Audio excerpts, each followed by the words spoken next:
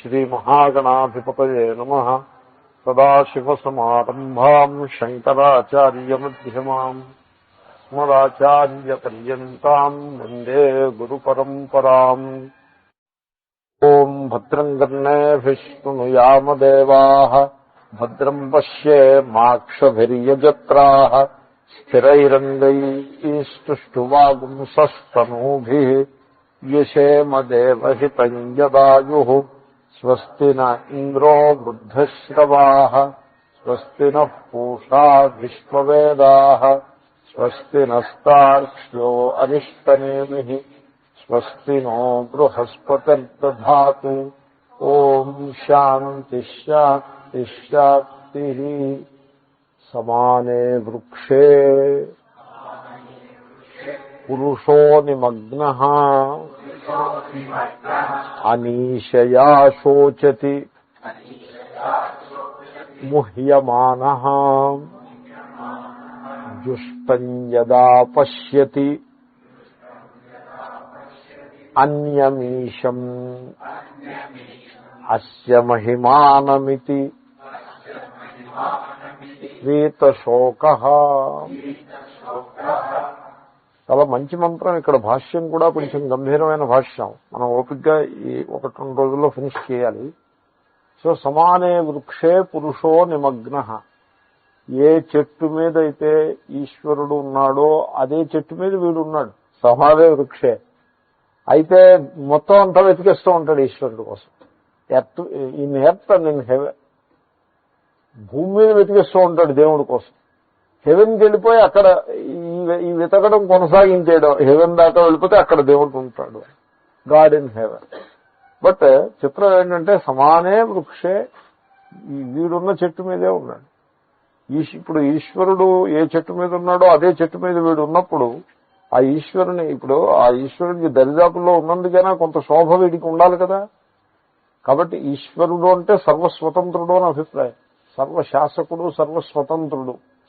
వెరాజ్ వీడి యందు కూడా కొంచెం ఆ గాలి వీడికి తగిలి వీడి యందు కూడా కొంత ఈశ్వర భావము రావాలి కదా. No chance. అనీశయా నిమగ్నః. వీడు అనీశుడుగా ఉంటాడు, ఈశ్వరుడి పక్కన అనీశ్వరుడుగా ఉంటాడు. అది సంగతి. సో చేతగానితనం చేతను అదే వృక్షం మీద నిమగ్నమై ఉంటాడు. సో శోచతి ముహ్యమానః. మోహమును పొందినవాడై దుఃఖిస్తాడు. శోచతి ముహ్యమానః. శోక మోహ గీతా భాష్యంలో రాబోతోంది. సో శోకమోహములు శంకరుల రెండింటికి కలిపి ఒక సమాసం చేసి పెట్టారు. శోకమోహం, ఇంకా దాన్ని విడతీసి పని లేదు. ఎందుకంటే ఎక్కడ శోకం ఉందో అక్కడ మోహం ఉండాలి. మోహం అంటే అజ్ఞానం, భ్రాంతి. ఎవడు భ్రాంత మార్గంలో వెళ్తున్నాడో అక్కడ శోకం వచ్చి తీరుతుంది. శోచతి ముహ్యమాన. సో నేను కాకినాడ తరచుగా వెళ్తూ ఉంటా. అక్కడ 2 రాజకీయ నాయకులు నాకు తగిలారు, నా క్లాసుల్లో తగిలారు. అసలు వాళ్ళు మన క్లాసులకి రావాల్సిన సందర్భం ఏం కాదు. అలా వచ్చి అలా మొహం చూపించి మళ్ళీ వెళ్ళిపోయారంటే మళ్ళీ ఎప్పుడు రాలేదు. నన్ను ఎవరో ఒక ఆయన అన్నారు, ఏమంటే ఫలానా ఆయన క్లాస్కి వచ్చారు, మీరు గమనించారా? నేను గమనించలేదన్నాను. సరే ఈసారి వచ్చినప్పుడు మీకు పరిచయం చేస్తాను లేండి అన్నారు. సరే సంతోషం. ఆయన ఇంక మళ్ళీ రాలేదు. రెండో ఆయన అంతే. ఒక పుస్తకం రిలీజ్ కార్యక్రమానికి ఆ రెండో ఆయన్ని పిలుద్దామని వీళ్ళంటే, ఎందుకంటే రాజకీయ నాయకుల చేత పుస్తకావిష్కరణ ఏమిటండి, ఏదైనా విద్వాంసుడి చేత పుస్తకావిష్కరణ చేద్దాం అని ఆదిత్య హృదయం పుస్తకాన్ని ఒక పండితుడి చేతి చేయించాను. రాజకీయ నాయకుడికి నేను ఇష్టపడలేదు. నేను నిన్న న్యూస్ పేపర్లో చూశాను, ఈ 2 రాజకీయ నాయకులు ఒకళ్ళ మీద ఒకళ్ళు గ్రూప్స్ పెట్టుకుని కాకినాడ టౌన్లో కర్ఫ్యూ వేసినంత పనిచేసి ఒకళ్ళనొకళ్ళు కొట్టేసుకుని మొత్తం ఈయన ఇల్లుని ఆయన గ్రూప్ వాళ్ళు తగలబెట్టేశారు, ఆయన ఇల్లుని ఈయన గ్రూప్ వాళ్ళు తగలబెట్టేశారు. ఇద్దరిని నేను ఎరుగుదనంటే లీలగా ఎరుగుతున్నాను, పెద్ద పరిచయం కాదు, ఒక్క పిసరంత పరిచయం. నేను ఆశ్చర్యపోయాను. వీళ్ళు మహాత్ముల దగ్గర ఉండి కొంచెం నేర్చుకోవాల్సిన వాళ్ళే ఇలాగ ప్రవర్తిస్తున్నారు. కాబట్టి అనీశయ శోచితి ముహ్యమాన. సో మనిషి కేవలము మోహం చేతనే శోకాన్ని అనుభవిస్తాడు. శోకిస్తున్నాడు అంటే మూలంలో మోహం ఉంది అని మాత్రం మర్చిపోకూడదు. శోకమోహౌ శంకరులు గీతాభాష్యంలో మీరు చూస్తారు, ఆయన మొత్తం ప్రథమాధ్యాయానికి అంతకీ కలిపి ఒక్కటే పేరు పెట్టారు. మొత్తం ప్రథమాధ్యాయం అంతా అర్జునుని శోకమోహాలు తప్ప ఇంకేమీ లేదు అన్నారు. అర్జునుడు దుఃఖిస్తూ ఉంటాడు, తన దుఃఖానికి గల కారణాన్ని చెప్తూ ఉంటాడు. ఈ దుఃఖించటం పేరు శోకం, అతను ఇచ్చే జస్టిఫికేషన్ పేరు మోహం. ఈ రెండూ తప్ప ఇంకేమీ లేదని చెప్పేసి తీసి అవతల పారేస్తారంటే ఇంక ప్రథమాధ్యాయం గురించి ఇంకేం మాట్లాడరా. శోకమోహాల తప్ప ఇంకేమీ లేదండి, ఏమిటి దాని మీద ఏమి వ్యాఖ్యానం చేస్తాం అని he just refuses to comment upon it. It is all శోకమోహ. అర్జునుడి గోలంతా శోకమోహాలే. కాబట్టి మనిషి ఆ సంగతిని గమనించాలి. దుఃఖానికి హేతువు మోహము అనే విషయాన్ని గమనించాలి. మోహము అంటే తెలుగులో దీనికి చెప్పడం కష్టం. మొహ వైచిత్యే, ఒకటి చూసి మరొకటి అనుకోవడం, అనాత్మని ఆత్మ అనుకోవడం, అధర్మాన్ని ధర్మం అనుకోవడం, దుఃఖహేతువుని చూసి సుఖ సాధనం అనుకోవడం, సో చెడుని చూసి మంచి అనుకోవడం, దీని పేరే మోహము. దానివల్లనే శోకం వస్తుంది. కాబట్టి అనీశయా శోచతి ముహ్యమాన భాష్యకారులు అన్నాము. తత్రైవం సతీ సమానే వృక్షే యథోక్తే శరీరే పురుషో భోక్త జీవః. తత్ర ఏవం సతి, తత్ర అంటే తస్మిన్ ఏవం సతి, ఆ విషయము అట్లు ఉండగా అని అర్థం. తత్ర ఏవం సతి అంటే ఆ విషయము అట్లు ఉండగా. ఆ విషయం అట్లు ఉండగా అంటే అర్థం ఏంటి? దానికి అంతకు ముందు శ్లోకంలో ఉండే భావాన్నంతనే మనసులో పెట్టుకుని అలా అన్నారు. అంటే ఒకే వృక్షమునందు ఒకే హృదయంలో ఈశ్వరుడు జీవుడు కేవలము ఉపాధి భేదం చేతనే ప్రకటమవుతూ ఉండగా అని అర్థం. ఈశ్వరుడు జీవుడు అంటే బొమ్మ పురుషులాగా. సో ఆ ఉపాధిలో ఉండే ధర్మాలని తన యందు ఆరోపించుకున్నప్పుడు జీవుడైపోతాడు. ఆ ఉపాధి ధర్మాలని అతీతంగా వెళ్ళినప్పుడు ఈశ్వరుడైపోతాడు. నిద్రలో ఉపాధి ధర్మాలకు అతీతుగా వెళ్తాడు, కాబట్టి ఈశ్వరులో విలీనమైపోతాడు. నిద్రలో జీవత్వం ఉండదు, జీవభావం ఉండదు. అంచేతనే నిద్ర అంత ఉల్లాసకరంగా ఉంది. మనం ఈ ప్రపంచంలో సైన్స్ అభివృద్ధి, టెక్నాలజీ అభివృద్ధి చెంది భోగ సాధనాలని ఎన్నెన్నో కనిపెట్టినా ఇవన్నీ కూడా నిద్ర ముందు దిగదుడిపే. తర్వాత నిద్రలో ఆనందం ఉంది, భోగ సాధనాల్లో ఆనందం ఉన్నట్టు అనిపిస్తూ ఉంటుంది. కానీ భోగ సాధనాల్లో ఆనందం ఉంటే భోగం పూర్తయ్యేప్పటికీ మనకు అలసట ఎందుకు వస్తుంది? ఆనందం నుంచి అలసట రాకూడదు. నిద్ర పూర్తయ్యేప్పటికీ అలసట వస్తుందా? అలసట రాదు. ఏదైనా జోకు వేస్తే నవ్వారనుకోండి, నవ్వడం పూర్తయ్యేప్పటికి అలసట వస్తుందా? అలసట రాదు. You will be relaxed. అదే మీరు ఇంకేదైనా భోగాన్ని, ఇంద్రియ భోగాన్ని అనుభవించారనుకోండి, ఇంద్రియ భోగానుభవం పూర్తయ్యేప్పటికీ అలసట వస్తుంది. మనస్సు అలసిపోతుంది, ఇంద్రియాలు అలసిపోతాయి, శరీరం అలసిపోతుంది. అంటే అర్థం ఏంటి? ఇంద్రియ భోగంలో టెన్షను, స్ట్రెస్ తప్పించి వాస్తవమైన సుఖము లేదు. వాస్తవమైన సుఖం ఎక్కడుంది? ఆత్మస్వరూపమునందే ఉన్నది. జోకు వేసినప్పుడు నవ్వడం అంటే, జోకు వేసినప్పుడు మీరు మీ ఆత్మస్వరూపంలో విలీనమవుతారని అభిప్రాయం అది. కాబట్టి సో అదే హృదయంలో ఈశ్వరుడున్నాడు, అదే హృదయంలో జీవుడు ఉన్నాడు. ఈశ్వరుడే జీవుడు, జీవుడే ఈశ్వరుడు. ఈశ్వరుడే జీవుడు, జీవుడే. అలా ఇటు ఫ్లిప్ చేస్తే జీవుడు, అటు ఫ్లిప్ చేస్తే ఈశ్వరుడు. ఉపాధి ధర్మాలను ఆరోపిస్తే జీవుడు, ఆరోపాలను త్రోసిపుచ్చితే ఈశ్వరుడు. సో తత్రైవం సతి అనేదానికి ఇది వ్యాఖ్యానం.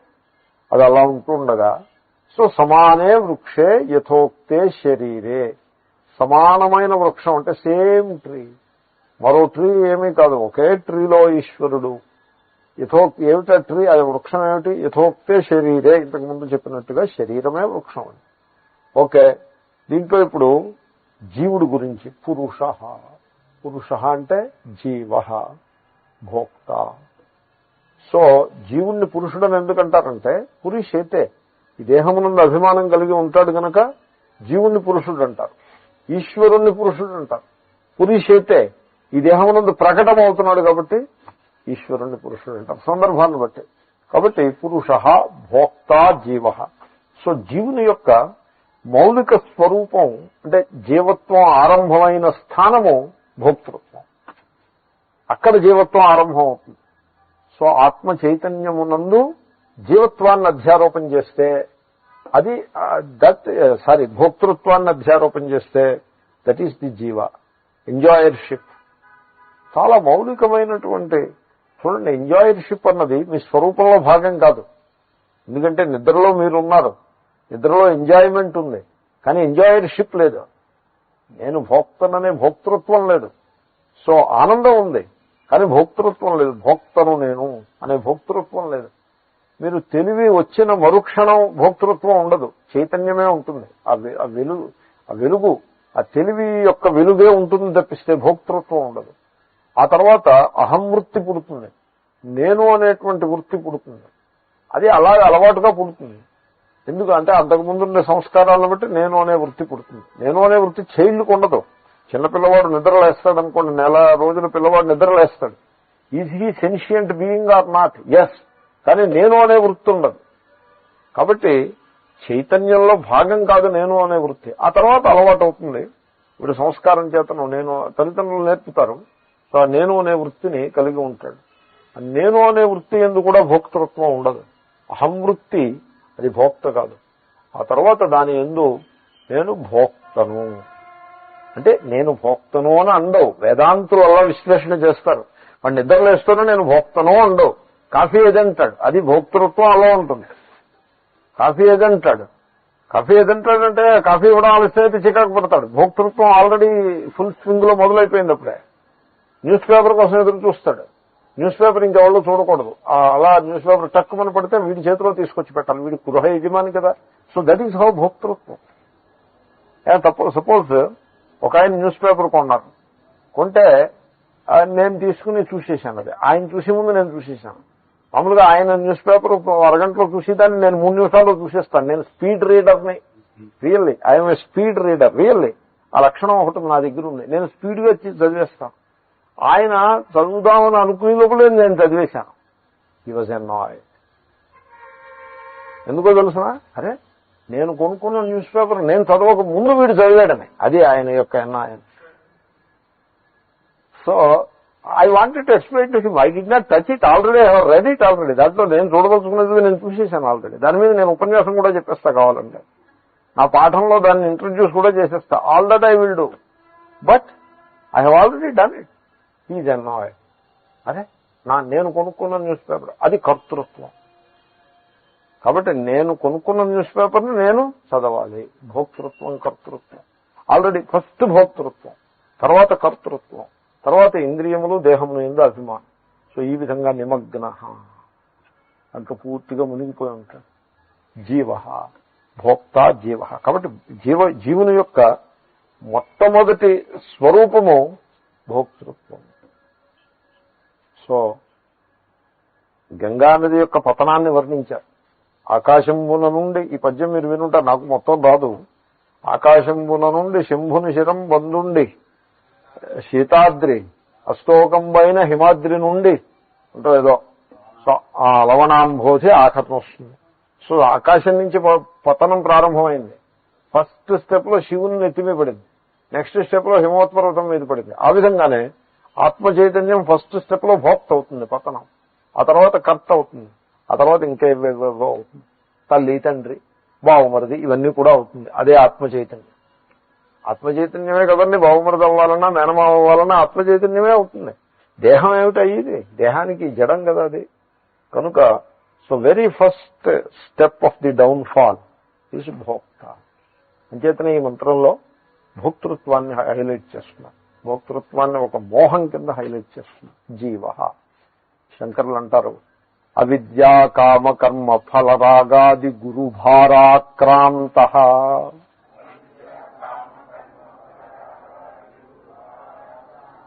అసలు ఆ సమాసాన్ని కంఠస్థం చేయొచ్చు. ఉపన్యాసం చెప్పడానికి దానికి ఉపయోగపడుతుంది. అలాంటి పోటీకాడికి ఉపయోగపడే సమాసం. ఆ సమాసం నా జేబులో ఉంటే దాన్ని జనం మీద విసిరి ఓ పావుగంట సేపు మాట్లాడచ్చు, పావుగంట అరగంట మాట్లాడచ్చు. గురుభారాక్రాంత. పెద్ద బరువుని మోసుకుంటూ వీడు వెళ్తున్నాడు ముందుకి, ఎద్దులాగా. ఎద్దు బరువు మోస్తుంది చూడండి. So he is carrying a huge burden. గురుభారాక్రాంత. ప్రతివాడు కూడా విత్ డ్రూపింగ్ షోల్డర్స్ ఇలాగా బరువు మోస్తున్నట్టే ఉంటాడు. ఇలా నిలబడ్డావు ఇలా ఉంటాడు. ఎందుకంటే గురు భారాక్రాంత, పెద్ద బరువుని మోసుకుంటూ వెళ్తున్నాడు. ఏమిటండి బరువు అంటే? అవిద్య, కామ, కర్మ, ఫల, రాగ, వరస, హేతుమద్భావం. దీని నుంచి అది వస్తుంది, దాని నుంచి అది వస్తుంది, అలా వరస. అజ్ఞానము అంటే తన స్వరూపము పూర్ణము అని తెలియకపోవటము. సో తన యొక్క ఆ ఈశ్వరత్వాన్ని గుర్తించలేకపోవటము అజ్ఞానము. దాని వలన తనలో లేని లోటుని ఉన్నట్లుగా భ్రమపడుట మోహం. కామ, ఆ లోటు నుంచి పుట్టింది ఏమిటి? కామ. కామం అంటే కామన అన్నది it is a very powerful thing. It is desire is a very powerful ray. So you're projecting desire అంటే జగత్తులో ఒక డిజైర్ ని మీరు ప్రాజెక్ట్ చేస్తున్నారంటే it will come back at you. Boomerang అవుతుంది. బూమ్ ర్యాంగ్ అంటే తెలుసు కదండి, ఇలా విసిరితే అది గిరగిర తిరిగి మళ్ళీ వీడి దగ్గరకు వస్తుంది. Dzire is a boom rang. So మీరు డిజైర్ ని విసిరారంటే అది వెనక్కి వస్తుంది. ఏ రకంగా వస్తుంది? ఫుల్ఫిల్ అయితే లోభం రూపంగా వస్తుంది, ఫెయిల్ అయితే క్రోధం రూపంగా వస్తుంది. అంతే కదండి. ఇప్పుడు ఫుల్ఫిల్ అయిందనుకోండి, ఆ వస్తువు మీకు లభించింది, మీరు కోరిన పదార్థం మీకు లభించింది, దాని మీద లోభం, ఇది నాది, దీన్ని నేను విడిచిపెట్టాను, లోభం కలుగుతుందా కలగదా? ఫుల్ఫిల్ కాలేదనుకోండి, క్రోధం. ఎవళ్ళు ఆటంకం, ఎవరో అడ్డొస్తారు, వాళ్ళ మీద కోపం. ఎవళ్ళు పర్టికులర్ గా మీరు డిఫైన్ చేయడానికి లేని ఆటంకం వచ్చిందనుకోండి, సమాజం మీద కోపం. దిక్కుమాలిన సమాజం, ఎక్కడా ధర్మం లేకుండా పోయిందని, భారతదేశం ఎందుకు పనికిరాదని, ఏదో సంథింగ్ లైక్ దాట్. సమాజం మీద కోపం, దేని మీద వాళ్ళ మీద కోపం వస్తుంది. మామూలుగా మనిషి మీద వచ్చేదానికి కోపం అని పేరు, సమాజం మీద వచ్చేదానికి ఫ్రస్ట్రేషన్ అని పేరు. సో కాబట్టి desire is like that. That's why అలా గమ్మున డిజైర్ ని ప్రాజెక్ట్ చేయొద్దని చెప్తారు. అలాగే మరణించే ముందు డిజైర్ ని ప్రాజెక్ట్ చేస్తే, మరణించే ముందంటే అదేం చెప్పి రాదు కదా. ఏదో ఒక డిజైర్ ని వీడు ప్రాజెక్ట్, నేను మరణించబోతున్నానని వాడికి ఎక్కడ తెలుస్తుంది? సో ఏదో ఒక డిజైర్ ని ప్రాజెక్ట్ చేస్తూ మరణించాడు అనుకోండి, వాడు నెక్స్ట్ జన్మని ఈ డిజైర్ శాసిస్తుంది. ఆ డిజైర్ కి తగ్గ జన్మని వాడు పొందుతాడు. కాబట్టి అలాగ డిజైరింగ్ అన్నది చాదస్యంగా పెట్టుకోకూడదు. We should not project desires all the time. నిరపేక్షంగా అనపేక్ష శుచిర్దక్ష, శ్రీకృష్ణుడి గీతలో అనపేక్ష శుచిర్దక్ష. తర్వాత ఏదో ఉంది, నాకు గుర్తులేదు, 12వ అధ్యాయంలో ఉదాసీనో గతవ్యత. వాటే వాక్యం. అనపేక్ష అంటే అర్థం ఏంటో తెలుసునండి, ఏ అపేక్ష లేనివాడు. ఏం కావాలండి మీకు, అదే ఏం అక్కర్లేదు, అదే అనపేక్ష. క్లీన్. సో గతవ్యత, అధ్యతనే వాడికి ఏ దుఃఖం ఉండదు. ఫలానా అది కావాలని మీరు అనుకున్నారే, ఎక్స్పెక్టెన్సీ అంటారు. You expect something, you are in trouble. The other fellow will take you for a ride. Anyway, so కామ, కర్మ. కర్మ ఎప్పుడైతే చేశారో, డిజైర్ ఉంటే మరి కర్మ ఉంటుందిగా. Desire it pushes you into karma, action లోకి తీసుకుపోతుంది. కామన కర్మలోకి తీసుకుపోతుంది. కర్మ ఎప్పుడైతే చేశారో కర్మ ఫలం ఉంటుంది పక్కన. కర్మ ఫల. ఫలం మీకు అనుకూలంగా ఉంటే రాగ, దాని మీద రాగం ఉంటుంది. ఫలం ప్రతికూలమైతే ద్వేష, ఆది శబ్దం చేత ద్వేష. ఇది బరువు. ఇదే బరువు అంటే. అంటే బరువు అంటే ఇదండి బరువు. బరువు అంటే మనం మోసుకెళ్ళి సంచి బరువు కాదండి. సంచి కొంచెం బరువు ఉంటే మంచిది, నడిచేప్పుడు కొంచెం బరువు ఉంటే మంచిది. మరీ అలవోకగా నడవక్కర్లేదు. సో చేతిలో బరువు ఉన్నట్లయితే కొంతసేపు ఈ చేతితోటి కొంతసేపు ఈ చేతితోటి నడిస్తే ఆరోగ్యానికి మంచిది.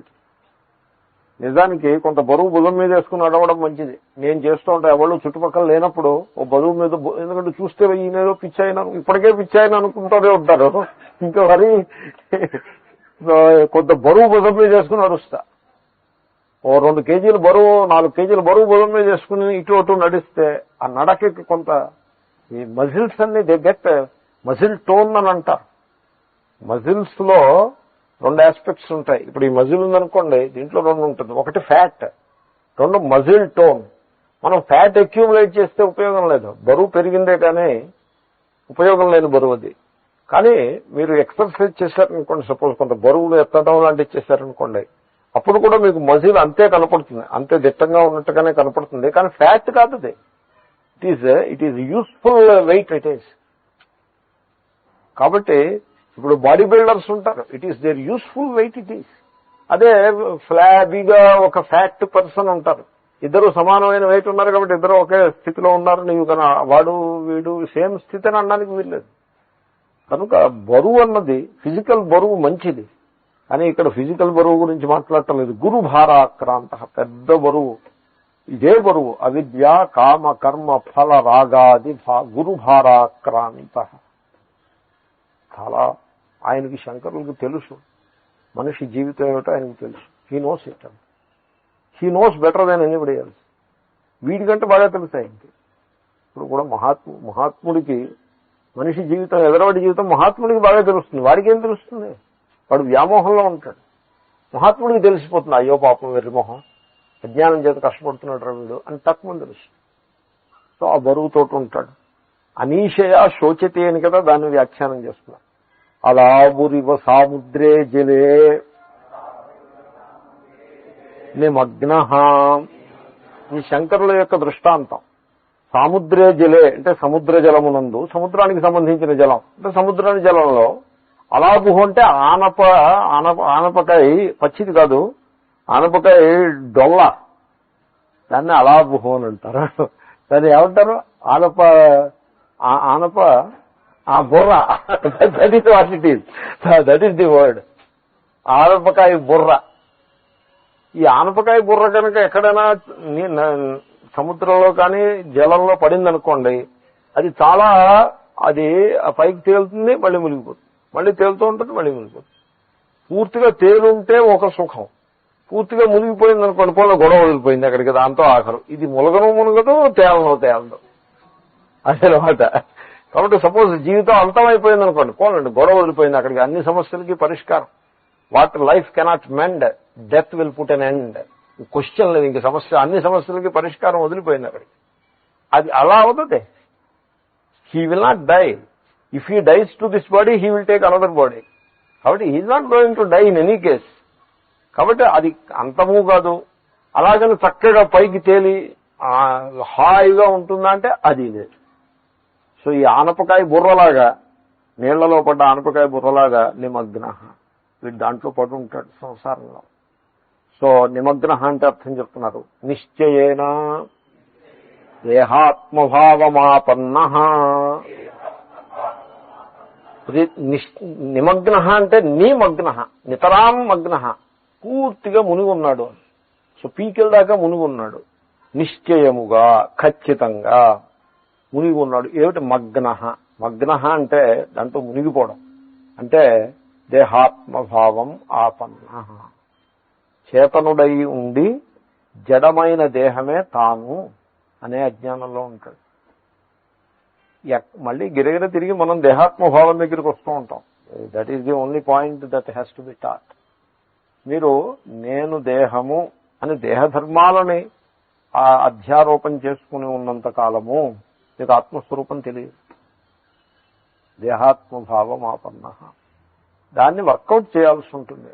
సాధకుడు దాన్ని జాగ్రత్తగా వర్కౌట్ చేయాలి. శ్రవణం చేస్తారు, శ్రవణంతో పాటుగా కొంత నిధిధ్యాసనం అది చేసి దేహాత్మభావాన్ని, అంటే ఏ కైండ్ ఆఫ్, అంటే కొంచెం నేను నిర్మమాటంగా చెప్తున్నాను, లేకపోతే కొంచెం రఫ్గా చెప్తున్నానేమో నాకు తెలీదు, a kind of indifference and unconcernedness about the welfare of the body. Body welfare ఏమిటండి చూసేది? బాడీ వెల్ఫేర్ గురించి ఆలోచించాడంటే వాడు మూర్ఖుడు అని అర్థం. So that kind of an attitude. అంటే మరి మందు వేసుకోవాలా అక్కర్లేదా, డాక్టర్ దగ్గరికి వెళ్ళాలా అక్కర్లేదా అంటే you have to think about it. అది సంగతి. దేహాత్మభావం లేకుండగా మందు వేసుకుంటే మంచిదే.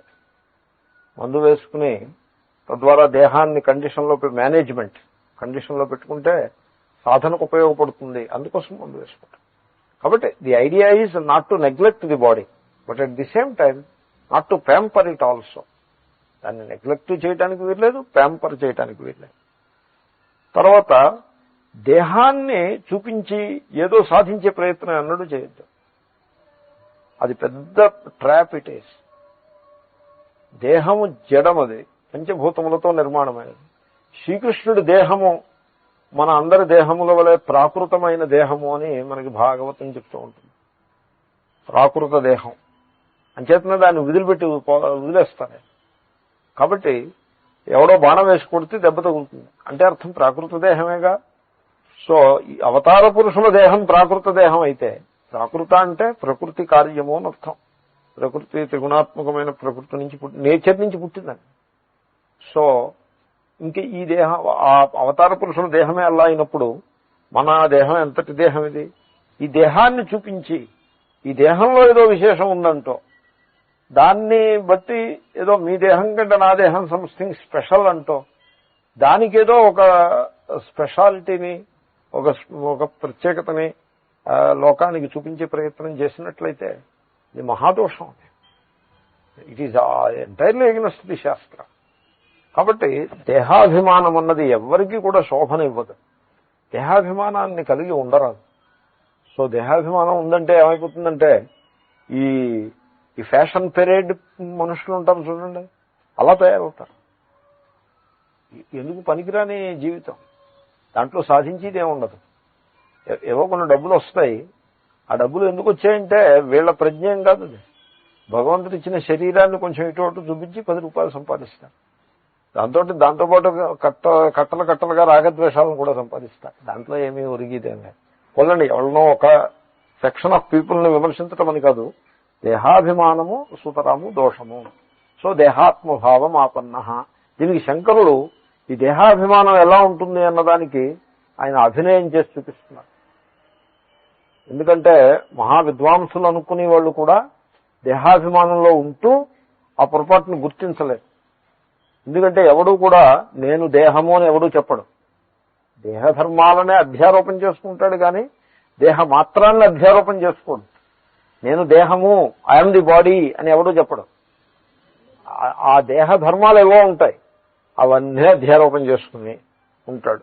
సో మీకు ఐఎమ్ ది బాడీ అని మీరు అనుకుంటే దాన్ని కరెక్ట్ చేయటం తేలిక. కానీ మీరు అలా అనుకోకుండా ఆ బాడీకు ఉన్న ధర్మాలని అవి అధ్యారోపణ చేసి కూర్చుంటే దాన్ని కరెక్ట్ చేయటం చాలా కష్టం.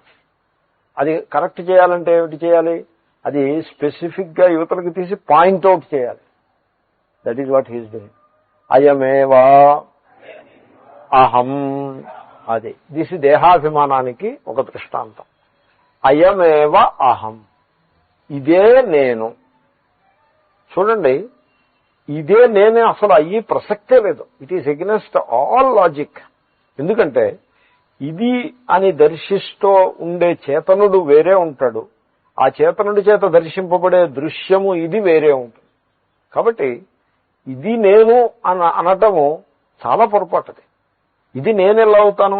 అసలు ఆ ఇదిని నువ్వు చూస్తున్నావా లేదా? చూస్తున్నాను, కరెక్ట్. నువ్వు చూసిన కారణంగా అది నీకంటే భిన్నంగా ఉంటుంది తప్పిస్తే నువ్వే అది అయ్యే ప్రసక్తే లేదు. ఎందుకంటే నేనే అయిపోతే ఇది, అప్పుడు ఆ ఇదిని ఇదిగా నిర్దేశించేటువంటి సందర్భమే ఉండదు అసలు. కన్ను కంటే భిన్నమైన దాన్ని ఇది అని చూడగలదు కానీ తనని తాను ఇది అని చూడలేదు కన్ను. కాబట్టి అయమేవ అహం, ఇదే నేను, ఇదే నేను.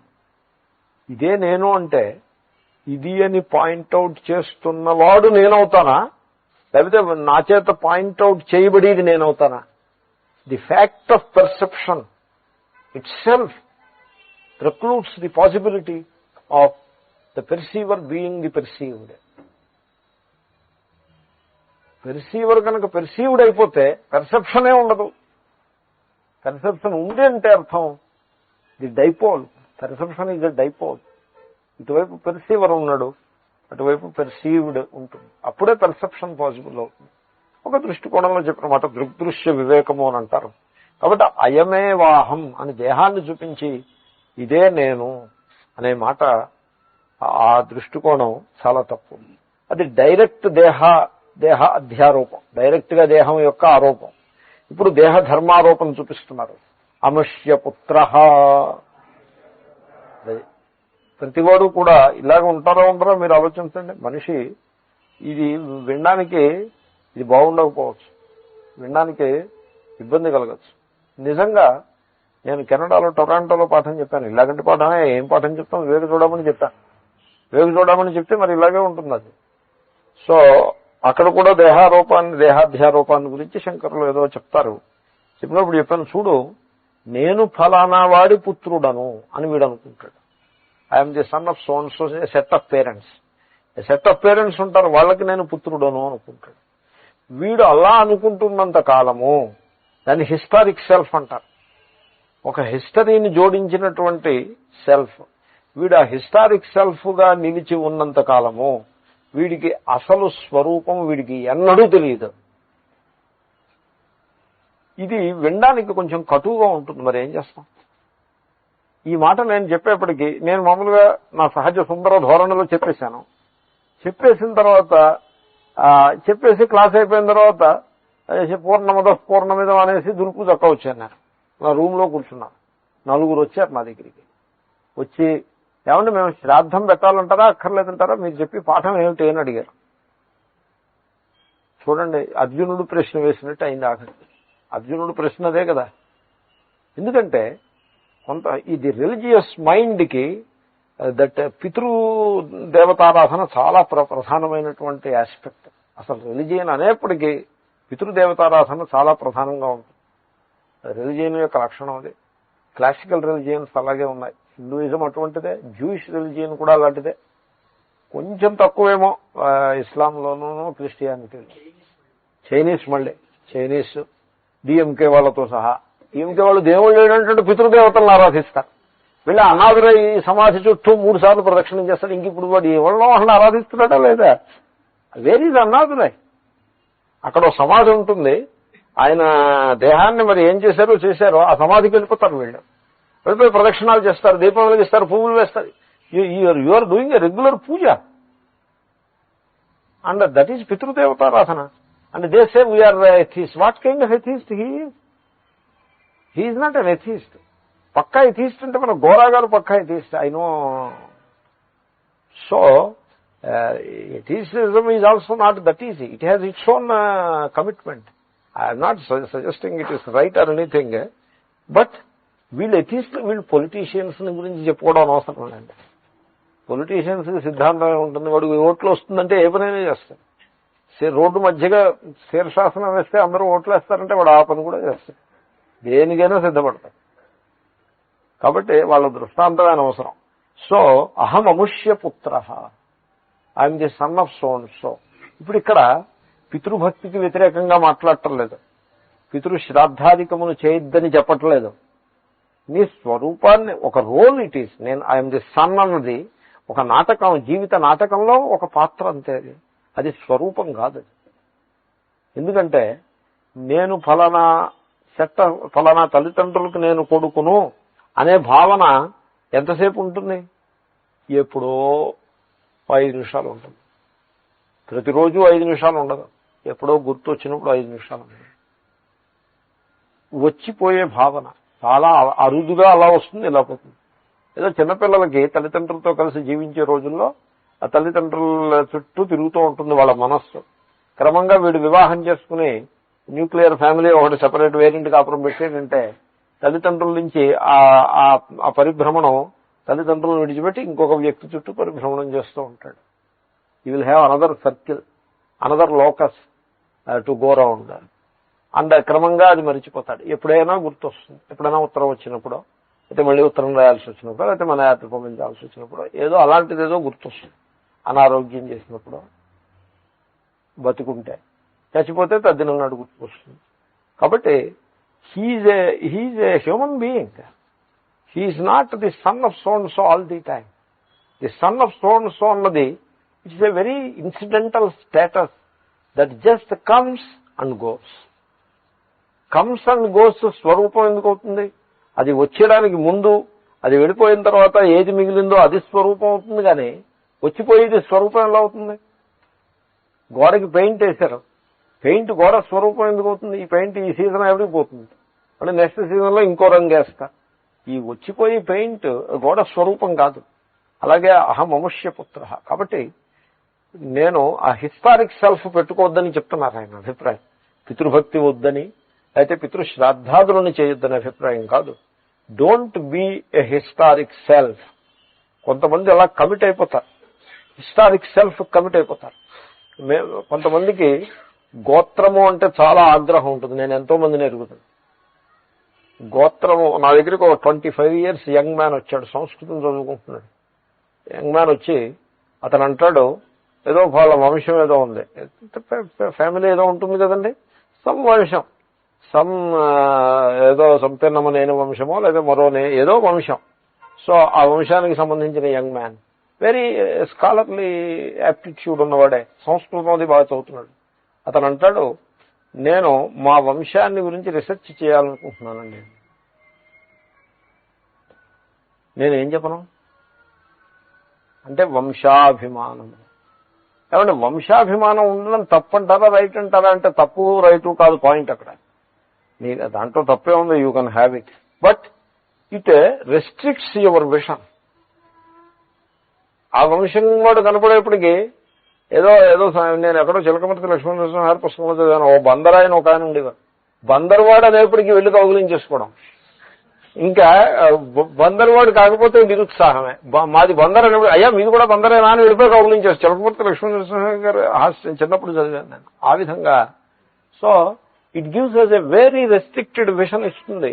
అటువంటి రెస్ట్రిక్టెడ్ విషన్లో ఉన్నవాడు ఆత్మస్వరూపం యొక్క పూర్ణత్వాన్ని ఎన్నడూ గుర్తుపట్టలేడు.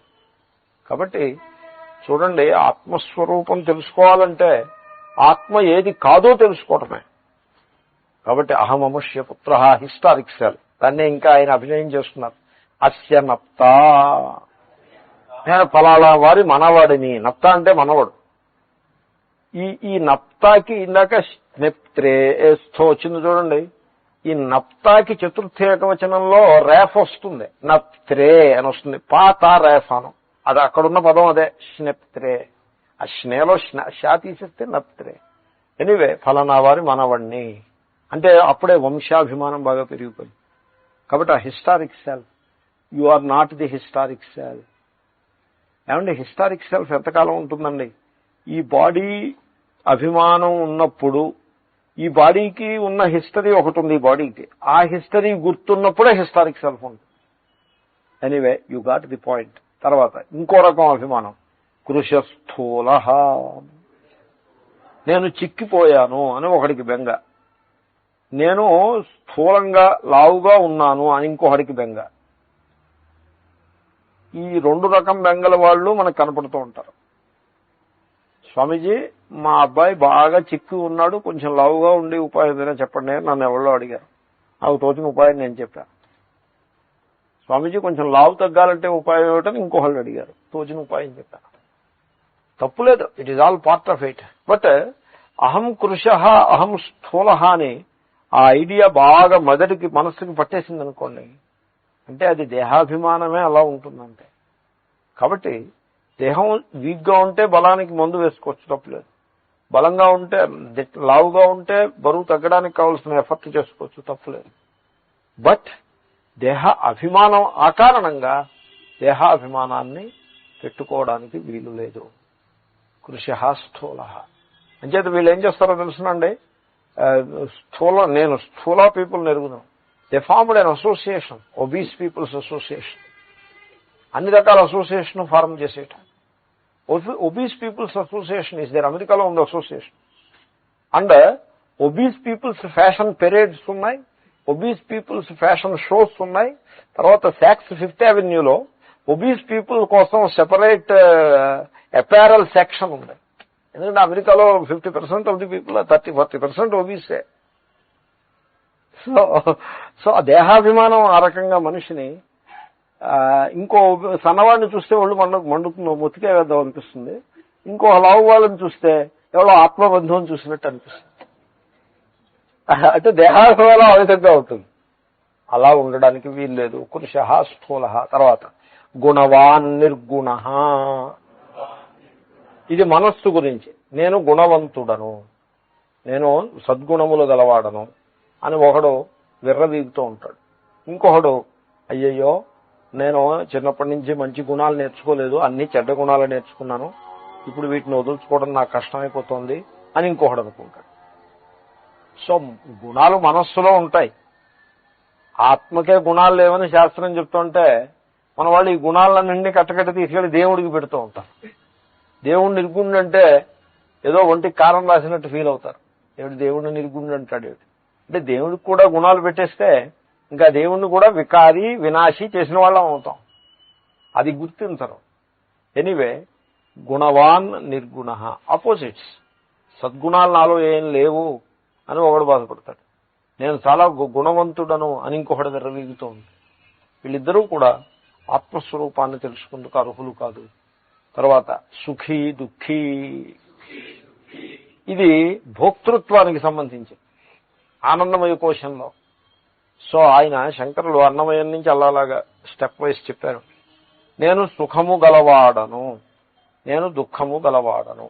అది రాంగ్. అది ఎందుకంటే ఉపాధి తాదాత్మ్యము అని అంటారు. మీరు వేదాంతం చాలా రోజుల నుంచి వింటున్నారు, ఈ పదాలన్నీ తెలుసుకుండాలి, ఈ భావజాలం అంతా క్లియర్ గా తెలుసుకుండాలి. ఉపాధి అంటే చాలాసార్లు చెప్పాను, ఏది తాను కాదో అది తాను అనుకుంటున్న సందర్భంలో దాన్ని ఉపాధి అంటూ ఉంటాం. దేహము తాను కాదు, దేహమే తాను అనుకుంటాడు, అనుకుని కొన్ని లక్షణాలను తెచ్చుకుంటాడు, ఆ దేహ ధర్మాలన్నీ నెత్తి మీద వేసుకుంటాడు, అది ఆ దేహం ఉపాధి. తర్వాత మనస్సు, ఇంద్రియములు నేను కాదు, మనస్సు నేను కాదు, మనోధర్మములన్నీ మనస్సు ఉపాధి, ఎందుకంటే మనోధర్మాలన్నీ వీడి నెత్తి మీద వేసుకుంటున్నాడు కనుక. తర్వాత ఇంకా అన్నిటికంటే ఫైనల్ గా భోక్తృత్వము నేను కాదు. సుఖ దుఃఖముల లోకస్, వచ్చిపోయే సుఖానికి లోకస్ ఆశ్రయము, వచ్చిపోయే దుఃఖానికి ఆశ్రయము అది బుద్ధి, ఆ అంతఃకరణమే. అంతఃకరణంలో ఒక లెవెల్, ఓ హయ్యర్ లెవెల్. హయ్యర్ ఏమిటి లోవర్ ఏమిటి, ఉరికే it's a way of presentation. అంతఃకరణం అంటే ఏదో బీరువాలాగే ఉండదు కదా హయ్యర్ లోవర్ అని, ఏదో explanation, some kind of a description. So అంతఃకరణంలో డీపర్ అని ఒకసారి, హయ్యర్ అని ఒకసారి అంటూ ఉంటారు, ఏదో అనాలి కాబట్టి. సో ఆ అంతఃకరణంలో మీరు సుఖ సాక్షియా సుఖియా, దుఃఖ సాక్షియా దుఃఖియా. నేను దుఃఖానికి సాక్షిని అని తెలుసుకోవాలి. నేను సాక్షిని అనే భావము అంతఃకరణమును చాలా అద్భుతంగా పవిత్రం చేస్తుంది, ప్యూరిఫై చేస్తుంది, శుద్ధం చేస్తుంది. సాక్షిభావము చేసిన మేలు ఇంకా ఉల్లి చేసిన మేలు తల్లి కూడా చేయదనేదో సామెత ఒకటి ఉంది. ఆ రకంగా సాక్షిభావం చేసే మేలు ఏ తపస్సు వల్ల మీకు రాదు, అంతకు మించిన తపస్సే లేదు. కాబట్టి సాక్షిణో యది దుఃఖిత్వే దుఃఖిన సాక్షితా కథం అని పంచదశకారుడు అంటారు. ఇప్పుడు నీవు దుఃఖివా లేక దుఃఖ సాక్షివా? మీకు చిత్రం చెప్పమంటారా? సపోజ్ మీరు దుఃఖి అనుకోండి, దుఃఖి అంటే దుఃఖము గలవాడు అని అర్థం. మీరు దుఃఖి అయినప్పుడు ఆ దుఃఖము మీకు ఇబ్బంది కలిగించదు, మీకు తెలియదు కూడా. తేలుకి విషం తెలుస్తుందా? తెలీదు. ఎందుకని? తేలు విషి, విషము గలది కనుక దానికి విషం తెలియదు. నేను దుఃఖిని అయితే నాకు దుఃఖం తెలియదు. నిప్పుకు వేడి తెలుస్తుందా? తెలియదు. ఎందుకంటే ఉష్ణమేది, ఉష్ణము కలది నిప్పు. మంచుకి చలేస్తుందా? వేయదు. అలాగే నేను దుఃఖిని అయితే ఆ దుఃఖము నాకేమీ ఇబ్బందిని కలిగించదు. ఏమంటే దుఃఖం మీ స్వరూపంలో భాగమా కాదా? నేను చెప్తున్నానండి, మీ స్వరూపంలో భాగం అనుకోండి, మీకు ఆ దుఃఖం ఏ ఇబ్బందిని కలిగించదు. మంచుకి లో టెంపరేచర్ చలిని కలిగించదు, నిప్పుకి వేడి తాపాన్ని కలిగించదు, గాలికి చలనము అలసటని కలిగించదు, దుఃఖికి దుఃఖము ఇబ్బందిని కలిగించదు. మీకు దుఃఖం వల్ల ఇబ్బంది కలుగుతుందా లేదా? కలుగుతోంది. అంటే దుఃఖాన్ని దుఃఖం వల్ల ఇబ్బంది కలుగుతోంది అంటే దాన్ని జినోఫోబియా అని అంటారు. జినో అంటే XENO, జినో అంటే ఫారెన్ సబ్స్టెన్స్, ఫోబియా అంటే ఇబ్బంది కలగటం. దాన్ని మీరు యూ కెనాట్ హ్యాండిల్ ఇట్, ఇబ్బంది కలుగుతుంది. ఇప్పుడు చెప్పులో రాయి వచ్చిందనుకోండి, ఇప్పుడు ఈ చెప్పులోని రాయి చెవిలోని జోరీగా ఇవి జినో అవుతాయి. జినో అంటే అవి స్వరూపంలో భాగం కాదు, అవి పైనుంచి వచ్చాయి. అంచేతనే మీకు ఫోబియా ఉంది. ఇప్పుడు దుఃఖము మీద మీకు ఫోబియా ఉందా లేదా? దుఃఖాన్ని మీరు ఇష్టపడతారా ఇష్టపడరా? మీ స్వరూపంలోది కాదు, పైనుంచి వచ్చింది. పైనుంచి వచ్చిందనే సంగతి ఎవరికి తెలుస్తుంది? మీకే తెలుస్తుంది. కాబట్టి దుఃఖ సాక్షి మీరు. అయితే మరి దుఃఖం ఎక్కడుంది? ఉపాధి అయిన అంతఃకరణమునందు ఉన్నది. మరి అంతఃకరణంలో ఉండే దుఃఖం నాకెందుకు సంక్రమించింది అంటే అంతఃకరణ ధర్మాలని నా నెత్తి మీద నేను ఆరోపించుకోవడం చేత. అంచేతనే అంతఃకరణోపాధి అన్నారు. ఇలా ఎందుకు నేను ఆరోపించుకుంటున్నాను? అలవాటు చేత. ఈ అలవాటు ఎక్కడి నుంచి వచ్చింది? జన్మాంతరాల నుంచి వచ్చింది. జన్మ అంటే ఈ జన్మలో పుట్టినప్పటి నుంచి జన్మాంతరాల నుంచి వచ్చింది. అయితే ఈ అలవాటుకి అజ్ఞానానికి తేడా ఏమైనా ఉందా? లేదు. అలవాటే అజ్ఞానం. కాబట్టి అహం సుఖీ దుఃఖీ ఇత్యేవం ప్రత్యయ. వాడు ఆత్మస్వరూపాన్ని ఏం తెలుసుకుంటాడు? వాడి మొహం వాడి వల్ల ఏం కాదు. అదే అంటారు నాత్యన్యః ఆత్మాదితి. ఇదే నేనంటే ఇదే. ఇది ఇంతవరకు చెప్పారు చూడండి, అభినయం చేసి ఇదే నేనంటే ఇంతకంటే నేను ఇంక వేరే ఏముంది అనుకుంటాడు వాడు. వాడు ఆ హిస్టారిక్ సెల్ఫ్ లో ఉండిపోతాడు అంతే. ఈ హిస్టారిక్ సెల్ఫ్ లో ఫిక్స్ అయిపోయిన వాడికి వీడికి ఏం తెలుస్తుంది? ఆత్మపరిచయం ఏం తెలియదు. తర్వాత జాయతే మ్రియతే సంయుజ్యతే వియుజ్యతే చ సంబంధి బాంధవై. శంకరులు చాలా రూత్లెస్ గా మాట్లాడతారు. సో సంబంధి బాంధవై అంటే ఇలాగా ఓ హిస్టారిక్ సెల్ఫ్ ను పట్టుకు వెళ్లాడతాడు. ఈ హిస్టారిక్ సెల్ఫ్ ఇది ఓ రోజున పుట్టింది, జాయతే, ఇంకో రోజున గిట్టుతుంది, మ్రియతే. ఈ మధ్యలో ఈ హిస్టారిక్ సెల్ఫ్ ఉంది చూడండి, ఇది సంయుజ్యతే. ఇంకో వాళ్ళతోటి దీనికి సంయోగం ఏర్పడుతుంది. హిస్టారిక్ సెల్ఫ్ సంయోగం అంటే అది భార్యాభర్త పెళ్లి కావచ్చు, సోదరుడు కావచ్చు, సోదరి కావచ్చు, మరొకటి కావచ్చు, ఫ్రెండ్ కావచ్చు, శత్రువు కావచ్చు, ఏదో ఒక సంయోగం. వియుజ్యతే సంబంధి బాంధవై అంటున్నారు. సంబంధము గల వాళ్ళతోటి, బంధువులతోటి. బధ్నాతీతి బంధువు. బంధువు అంటే బంధించువాడు కనుక బంధువు. ఏమిటి బంధువు అంటే ఏమిటి? బంధించువాడు కనుక బంధువు. ఇంకా అంతకంటే బంధుత్వం ఏమిటి? మహాభాగ్యం దాంట్లో. సో జగత్తంతా నా బంధువులు అన్నవాడు క్షేమంగా ఉండగలడు. కానీ ఓ 60 మందిని పట్టుకుని వీళ్ళు నా బంధువులు అన్నవాడు వాడు ఏం సుఖపడతాడు? ఇంకా అయిపోయింది. వాడు he has already fixed his unhappiness. జగద్బంధు. జగత్తంతా బంధువు. సకల ప్రాణులు బంధువులు. మానవులు మాత్రమే కాదు, సకల ప్రాణులు, కుక్క పిల్లితో సహా బంధుత్వమే. ప్రాణి మాత్రము బంధువు. వాడు హ్యాపీగా ఉండగలడు. కానీ ఎవరో కొద్దిమందిని బంధువులు అనుకునేవాడు వాడు హ్యాపీగా ఉండగలుగుతాడు? సంబంధి బాంధవై. సో నదీ స్రోతోగత కాష్ఠద్వయ సంయోగ వియోగవదేవ అన్నారు ఆనందగిరి టీకాకారులు. ఇక్కడే నదీ స్రోత అంటే నదీ ప్రవాహంలో 2 కట్టెలు, అటో కట్టె ఇటో కట్టె వస్తుంది. ఆ కట్టె ఓ మూల నుంచి వచ్చింది, ఈ కట్టె ఇంకో మూల నుంచి వచ్చింది. ఈ 2 కట్టెలు కలుసుకుంటాయి, ఆ ప్రవాహంలో కలుసుకుంటాయి. కలుసుకుని ఆ నీరు థిన్ ఫిల్మ్ ఆఫ్ వాటర్ ఉంటుంది మధ్యలో, అది అట్రాక్ట్ చేస్తుంది.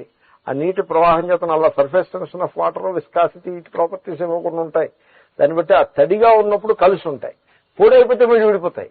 ఆ తడి కలిపి అట్టే పెడుతుంది. సో ఆ 2 ఆ తడిగా ఉన్నప్పుడు కలుసుకుంటాయి. ఈ లోపల ఈ కలిపి ఉంచే ఫోర్స్ కంటే కొంచెం పెద్ద ఫోర్స్ వాటర్ వచ్చిందనుకోండి, ఓ పెద్ద తరంగమో పెద్ద ఫోర్స్ గా ప్రవాహమో వచ్చిందనుకోండి, వీడిపోతాయి అంతే. నదీ స్రోతోగత కాష్ఠద్వయ సంయోగ వియోగ వదేవ. అంటే ఈ రిలేషన్షిప్స్ అంటే నెగిటివ్ గా చెప్తున్నారని కాదు పాయింట్. వేదాంతం అంటే నెగిటివ్ గానే ఉంటుంది. మొత్తం సంసారాన్ని నెగిటివ్ చేసి పనే వేదాంతం. ఉండడం అంటే మరి అదే కదా, పేరే ఉండకోపనిషత్తు. సో నెగిటివ్ కాకపోతే ఇంక పాజిటివే ఉంటుంది. ఇంట్లో పాజిటివే ఉండదు. నేతి ఇత్యాదేశ. పాఠము నేతి అని చెప్పుకుంటూ ఉండు అని వేదమే మాకు అభ్యనుజ్ఞ ఇచ్చింది. కాబట్టి ఎనీవే, సో ఇవన్నీ నడిపించవచ్చు. Everything can go on. Like నాటకం రంగం మీద అన్నీ నడుస్తాయి. కానీ పాత్రతోటి ఆ ఐడెంటిఫికేషన్ ఉండదు. నాటక రంగం మీద పాత్ర పోషిస్తూ ఉంటాడు, ఎంతో చక్కగా పాత్ర పోషిస్తాడు, కానీ ఐడెంటిఫికేషన్ ఉండదు. ఒక తండ్రి చేయాల్సిన కర్తవ్యాలన్నీ చేస్తాడు. కానీ నేను తండ్రినని గాని నేను ఇవన్నీ చేశానని గాని క్లెయిమ్ చేయడు. ఎందుకు క్లెయిమ్ చేయడో తెలిసినా మొహమాటం కోసం కాదు. Because he doesn't feel it that way. నేను తండ్రిని, నేను ఈ పని నేను పైకి వీళ్ళని నేనే తీసుకొచ్చాను అని వాడికి ఆ ఫీలింగ్ ఉండదు. అది ఎంత బాగుంది. లేకపోతే చేసింది ఏదో ప్రతి తండ్రి చేస్తాడు. రిక్షా పుల్లలు కూడా తన కొడుకు ఏదో కొంత తనకు చేతనైన లెవెల్లో సర్వీస్ చేస్తాడు. సో తండ్రి అన్న తర్వాత మరి చేయడం ధర్మం కదా. వాళ్ళ కోసం చేస్తాడు, పిల్లాడి కోసం చేయడు, తన కోసం చేసుకుంటాడు. పిల్లాడు అడగడు కూడా. ఇప్పుడు పిల్లాడిని వీడు స్కూల్లో జాయిన్ చేస్తాడు. ఎందుకు జాయిన్ చేశాడు? పిల్లాడి అభివృద్ధి కోసం జాయిన్ చేశానంటాడు. రాంగ్. స్కూల్లో చదువుకుంటున్న బుద్ధిమంతుడైన పిల్లవాడి తండ్రిగా అవడం కోసం జాయిన్ చేశాడు. అవునండి. అందమైన అమ్మాయిని వివాహం ఆడాడు. ఎందుకోసం? ఆవిడ ఉద్ధరించడానికా? కాదు. అందమైన అమ్మాయి భర్తగా గడబిడ చేయడం, ఒక గర్వం కోసం అందమైన అమ్మాయిని వెళ్ళాడు. ఆత్మన కావాయ సర్వప్రియం భవతి చాలా బృహదారంజికల్లో విస్తారంగా చెప్తారు ఇది. కనుక ఇప్పుడు తండ్రి ఉన్నాడు, వాడి కొడుకు జులాయిలాగా తిరుగుతుంటే తండ్రి మనస్సుకి ఎలా ఉంటుంది? హై స్కూల్లోనో కాలేజీలోనో బుద్ధిమంతుడిగా చదువుకుంటుంటే తండ్రి మనస్సుకి ఎలా ఉంటుంది? అందుకోసం ఒక ప్రౌడ్ ఫాదర్గా, ఒక గర్వించదగినటువంటి తండ్రిగా నిలబడడం కోసం పిల్లవాడికి ఫీజులు అవి కట్టి చేశాడు. ఇదంతా వాడు పరీక్ష పాస్ అయ్యి వాడు అభివృద్ధిలోకి వచ్చిన తర్వాత he weights for payment, collection. What about my collection? ఇదిగో నేనే నిన్ను పైకి తీసుకొచ్చాను. మరి తప్పు కదది, అది తప్పు. కాబట్టి నేను తండ్రిని అనే మాట అసలు మనస్సులో ఉండాల్సిన అవసరం లేదు. వాడు తండ్రి అని వాడు పిలుస్తాడు వచ్చి, వాడికి కావాలంటే, if he wants it. Otherwise is okay. చేయాల్సిన కర్త. కాబట్టి ఈ అభిమానము తగదు అని, that is what it is thought. అంతేగాని డ్యూటీనే స్కిప్ చేయమని కాదు ఇక్కడ అభిప్రాయం. తర్వాత అతః అనీషయా, అది ఈశ అంటే సామర్థ్యం, అనీష అంటే సామర్థ్యం లేకపోవటం, చేతగా అని తనంతో బాధపడతాడు. దాన్నే మళ్ళీ శంకరులు దాన్ని అభినయం చేసి చూపిస్తున్నారు. అభినయం ఎంత రూత్లెస్ అభినయం చేసేస్తారు. అభినయం అంటే యాక్టింగ్ అవుట్ అన్నమాట. అంటే మన యొక్క దీనస్థితిని ఆయన యాక్ట్ అవుట్ చేసి చూపిస్తారు. సో దట్, ఎందుకంటే దయతోటి, so that the fellow will understand. ఎందుకంటే దీనుడు వాడే ఆ దైన్యం నుంచి బయటికి రావాలి. ఎదరవాడు ఊరికే దారి చూపిస్తాడు, సలహా ఇస్తాడు, కానీ అంతకు మించి ఏం చేయలేడు. ఇప్పుడు యంగ్ మ్యాన్ వివాహం ఆడతాడు. ఊళ్ళో వాళ్ళు 1000 మంది వచ్చి అక్షతలు వేసి వెళ్తారు. నీకు ఎందుకు వేస్తున్నారు ఈ అక్షతలు? నేను వివాహం సక్సెస్ఫుల్ అవ్వాలని అక్షతలు వేస్తారు. బట్ ఫైనల్ గా వివాహం సక్సెస్ చేయాల్సింది వాళ్ళిద్దరే. వీళ్ళు వేసిన అక్షంతలు ఉంటే సపోర్టింగే, కానీ వాళ్ళిద్దరూ కలిసి ఆ వివాహాన్ని సక్సెస్ చేసుకోవాలి. మన భారతదేశంలో అయితే చాలా సరళంగా వివాహం సక్సెస్ అయిపోతూ ఉంటుంది. మరో చోట పెద్ద సమస్య. వివాహం సక్సెస్ అవ్వడం ఇస్ హ్యూజ్ ప్రాబ్లం. సో నేను కాలిఫోర్నియా వెళ్ళాను. కాలిఫోర్నియాలో తెలుగు అసోసియేషన్ ఒకటి, వాళ్ళు ఒక సమావేశం పెట్టారు. ఆ సమావేశానికి ముఖ్య అతిథి ఏదో మాట్లాడారు. వాళ్ళలో యూత్ వింగ్ మీటింగ్ ఒకటి పెట్టారు. యూత్ వింగ్ మీటింగ్కి నన్ను రమ్మని ఇన్వైట్ చేశారు. నేనేదో ఎక్కడో ఎంబసీ స్వీట్స్ అని ఏదో దాంట్లో మకాన్ చేశాను. నేను ఎక్కడో ఈవినింగ్ రెస్ట్ తీసుకుంటుంటే యూత్ వింగ్ అసోసియేషన్ ఉంది, స్వామీజీ మిమ్మల్ని రమ్మంటున్నారంటే, ఎందుకో యూత్ వింగ్ నన్ను ఎందుకు డిస్టర్బ్ చేస్తారు, I don't want to come అంటే వెళ్ళిపోయాడు. మళ్ళీ వచ్చారు. యూత్ వింగ్కి అసలు మీరే ఉండాలని అంటున్నారు, అంచేతను రండి అని. సరే, మరి ఇప్పుడు వాళ్ళకి మనం సర్వీస్ చేయాలి కదండి, అంత దూరం వెళ్ళినందుకే నేను సరే వెళ్ళాను. ఈ యూత్ వింగ్ వాళ్ళు మాట్లాడేది, వాళ్ళ యాటిట్యూడ్స్, వాళ్ళ అభిప్రాయాలు వింటే నాకు చాలా అల్పంగా అనిపించింది. నేను ఆ మాట అనేసాను కూడా. మీ ఒపీనియన్ ఏమిటన్నారు? Your entire value system is false అని చెప్పాను. అంటే వాళ్ళు అంటారు, ఒక మనిషిని వివాహం ఆడే ముందు 2-3 ఏళ్ళు ఆ మనిషితోటి కలిసి సహవాసం చేస్తే మనకు అన్ని విషయాలు తెలిస్తే అప్పుడు వివాహం సక్సెస్ అవుతుందని చెప్పారు నాకు. నేనున్నాను, మీరు ఇండియన్ పేరెంట్స్ యొక్క ఇండియన్ సంతతి డయాస్పోరా వాళ్ళేనా అని నేను అవునన్నారు. మీరు ఆ మాట అంటున్నారంటే మీకు అసలు ఇండియన్ సొసైటీ గురించి ఏమీ తెలియలేదు, మీ అజ్ఞానానికి నేను దుఃఖిస్తున్నానని చెప్పి. ఎందుకంటే Indian marriage it is just not like that, and entire American marriages are exactly like that. Now you look at the results and tell me. వాళ్ళని ఎవళ్ళు కన్విన్స్ చేయలేదు. ఎందుకంటే కన్విన్స్ చేసి ప్రయత్నం చేస్తే మనం భంగపాటు చెందుతాం తప్ప ఏమీ ఉపయోగం. ఎందుకంటే వాళ్ళు ఒక సమ్ వెరీ ఫన్నీయెస్ట్ పాసిబుల్ కల్చర్లో బతుకుతూ ఉంటారు. All kind of wrong ideas తోటి ఉంటాయి. వాళ్ళ బుర్రలో ఒక ట్రూత్ను ప్రవేశపెట్టడం సంభవమే కాదు. కాబట్టి ఆ ప్రయత్నమే చేయకూడదు. కానీ మరి సభ అన్నదానం అన్నారు కాబట్టి మీరు చెప్పండి అంటే 45 minutes అసలు వివాహ బంధం ఏమిటో 45 minutes 1 hour చెప్పేసి లేకపోవచ్చు. కాబట్టి ఎనీవే, సో అనీషయ మనిషి ఒక పెద్ద అసామర్థ్యంలో, ఒక పెద్ద దైన్యంలో కొట్టుమిట్టులాడుతూ ఉంటాడు. ఆ దైన్యం స్వయంగా తాను తెచ్చిపెట్టుకున్న దైన్యం, తన అజ్ఞానం చేత తాను కల్పించుకున్నది. దాని నుంచి తాను బయటపడాలి. మానవుడు ఏం చేస్తాడంటే తన దోషాన్ని ఇంకొకళ్ళని నెత్తిమి పెడతాడు.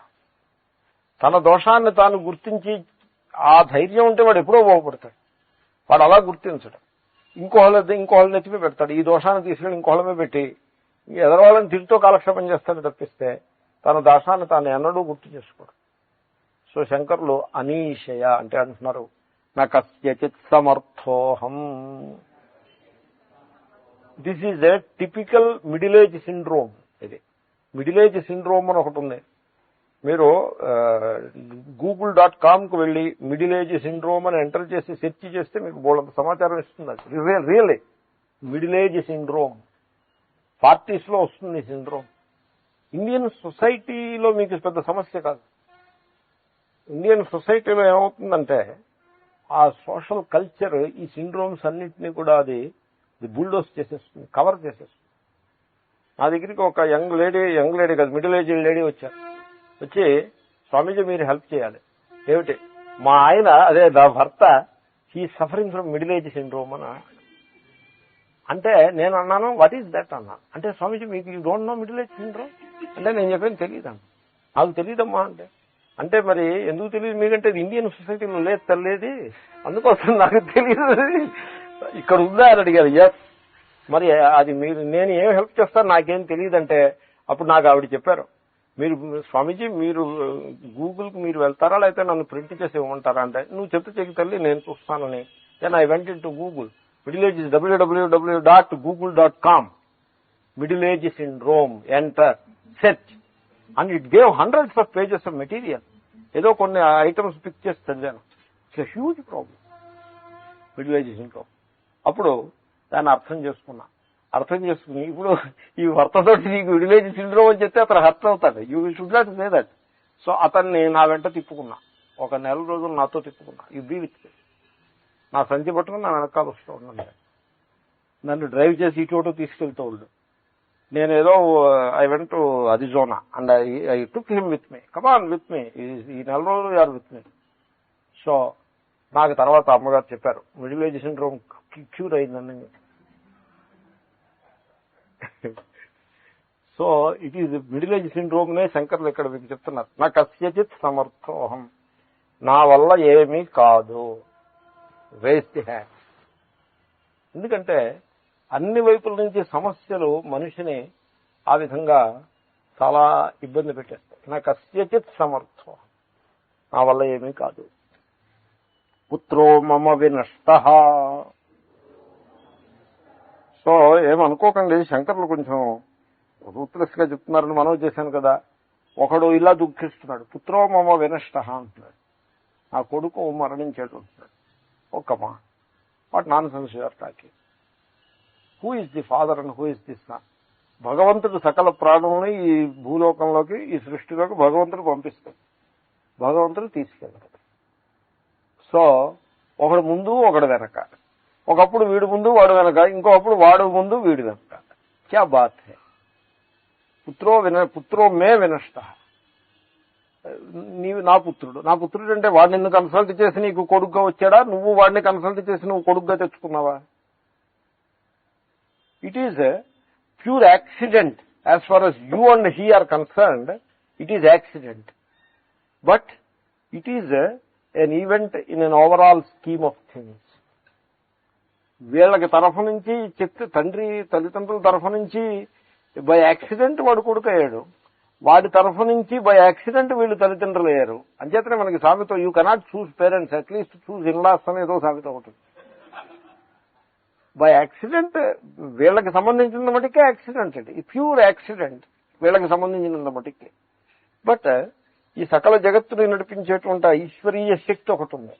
From that stand point it is in place, it is according to the scheme of things. ఆ కర్మ నియమాలు ఉన్నాయి, ఆ ప్రకృతి నియమాలు ఉన్నాయి.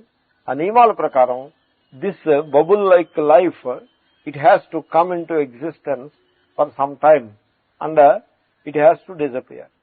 ఇప్పుడు నదిలో బబుల్ పుడుతుంది, నీటి బబుల్ పుడుతుంది. వై అంటే అక్కడ ఉండే లోకల్ లాస్ ప్రకారంగా some air is trapped in a thin film of water and therefore it came up. ఆ బబుల్ కొంతసేపు ఉంటుంది, కొన్ని బబుల్స్ చాలాసేపు ఉంటాయి, కొన్ని బబుల్స్ అలా మరుక్షణం పోతాయి. ఎందుకు పోతుందంటే again according to the local laws. మనకు అనిపిస్తుంది బై యాక్సిడెంట్ బబుల్ వచ్చింది, బై యాక్సిడెంట్ పోయింది. బట్ ఆ లాస్ తెలుసుకున్న సందర్భంలో according to the laws bubbles వస్తాయి, లాస్ ప్రకారం పోతాయి. అలాగే ప్రాణులు కూడా అలాగే పుడతారు, అలాగే గిట్టుతారు. What a big deal about it?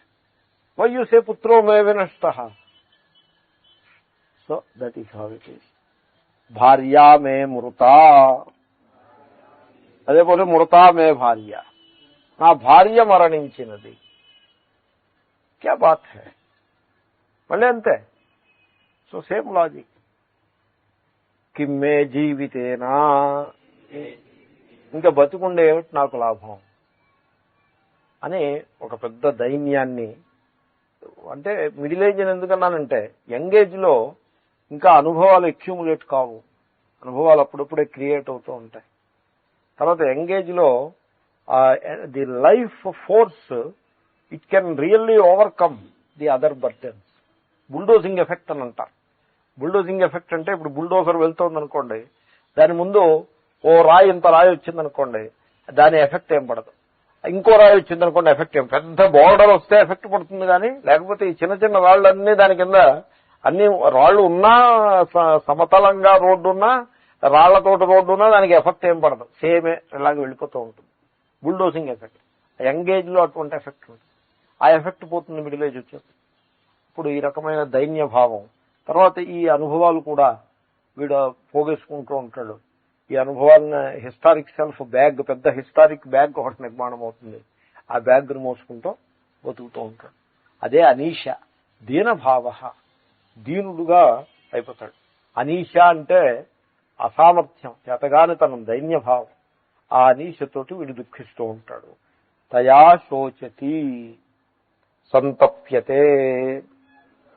So ఆ అనీషతోటి అంటే ఆ దైన్య భావంతో, చేతగానితనంతో శోచతి అంటే సంతప్యతే, సంతాపాన్ని అంటే తీవ్రమైనటువంటి మానసిక పీడను అనుభవిస్తూ ఉంటాడు. అంటే సంసారాన్ని వర్ణిస్తున్నారండి.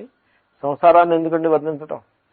ఈ కుత్సితమైన సంసారాన్ని ఇలాగా దాన్ని ఎందుకు వర్ణించడం? ఏమిటి ఒరిగింది ఇది వర్ణిస్తే అంటే వైరాగ్యం కోసం వర్ణిస్తాం. దాని యందు నీ వాల్యూస్ కొంచెం ప్రాపర్ గా రీఅడ్జస్ట్ చేసుకోమని వైరాగ్యం కోసం వర్ణిస్తాం. తర్వాత ముహ్యమానః.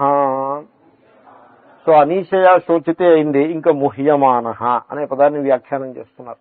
అంటే మోహమును పొందుతున్నవాడు. ముహ్యమానః ప్రజెంట్ కంటిన్యూస్ టెన్స్, శానచ్ అనే ప్రత్యయం. శానచ్, మానా అనే ఆనా వచ్చిందంటే ఆనా వస్తుంది. క్రియమానః, ఆనా కనపడుతుందిగా. ముహ్యమానః, గమ్యమానః, అలాగా ఆనా వచ్చిందంటే అది ప్రెజెంట్ కంటిన్యూస్ టెన్స్. దానికి సంస్కృతంలో ప్రత్యయం అది శానచ్ అనే ప్రత్యయం. ఆ శానచ్లో షా పోతుంది, ఇచ్చిపోతుంది. అదే ఏ విధంగా మోహాన్ని పొందుతున్నాడంటే అనేకైః అనర్థ ప్రకారైః అవివేకతయా చింతామాపద్యమానః. అది అనేకములైన అనర్థములంటే ఆపదలు, ఆపదల యొక్క ప్రకారములచే చింతాం ఆపద్యమానః, చింతను మానసిక పీడను పొందుతున్నవాడు.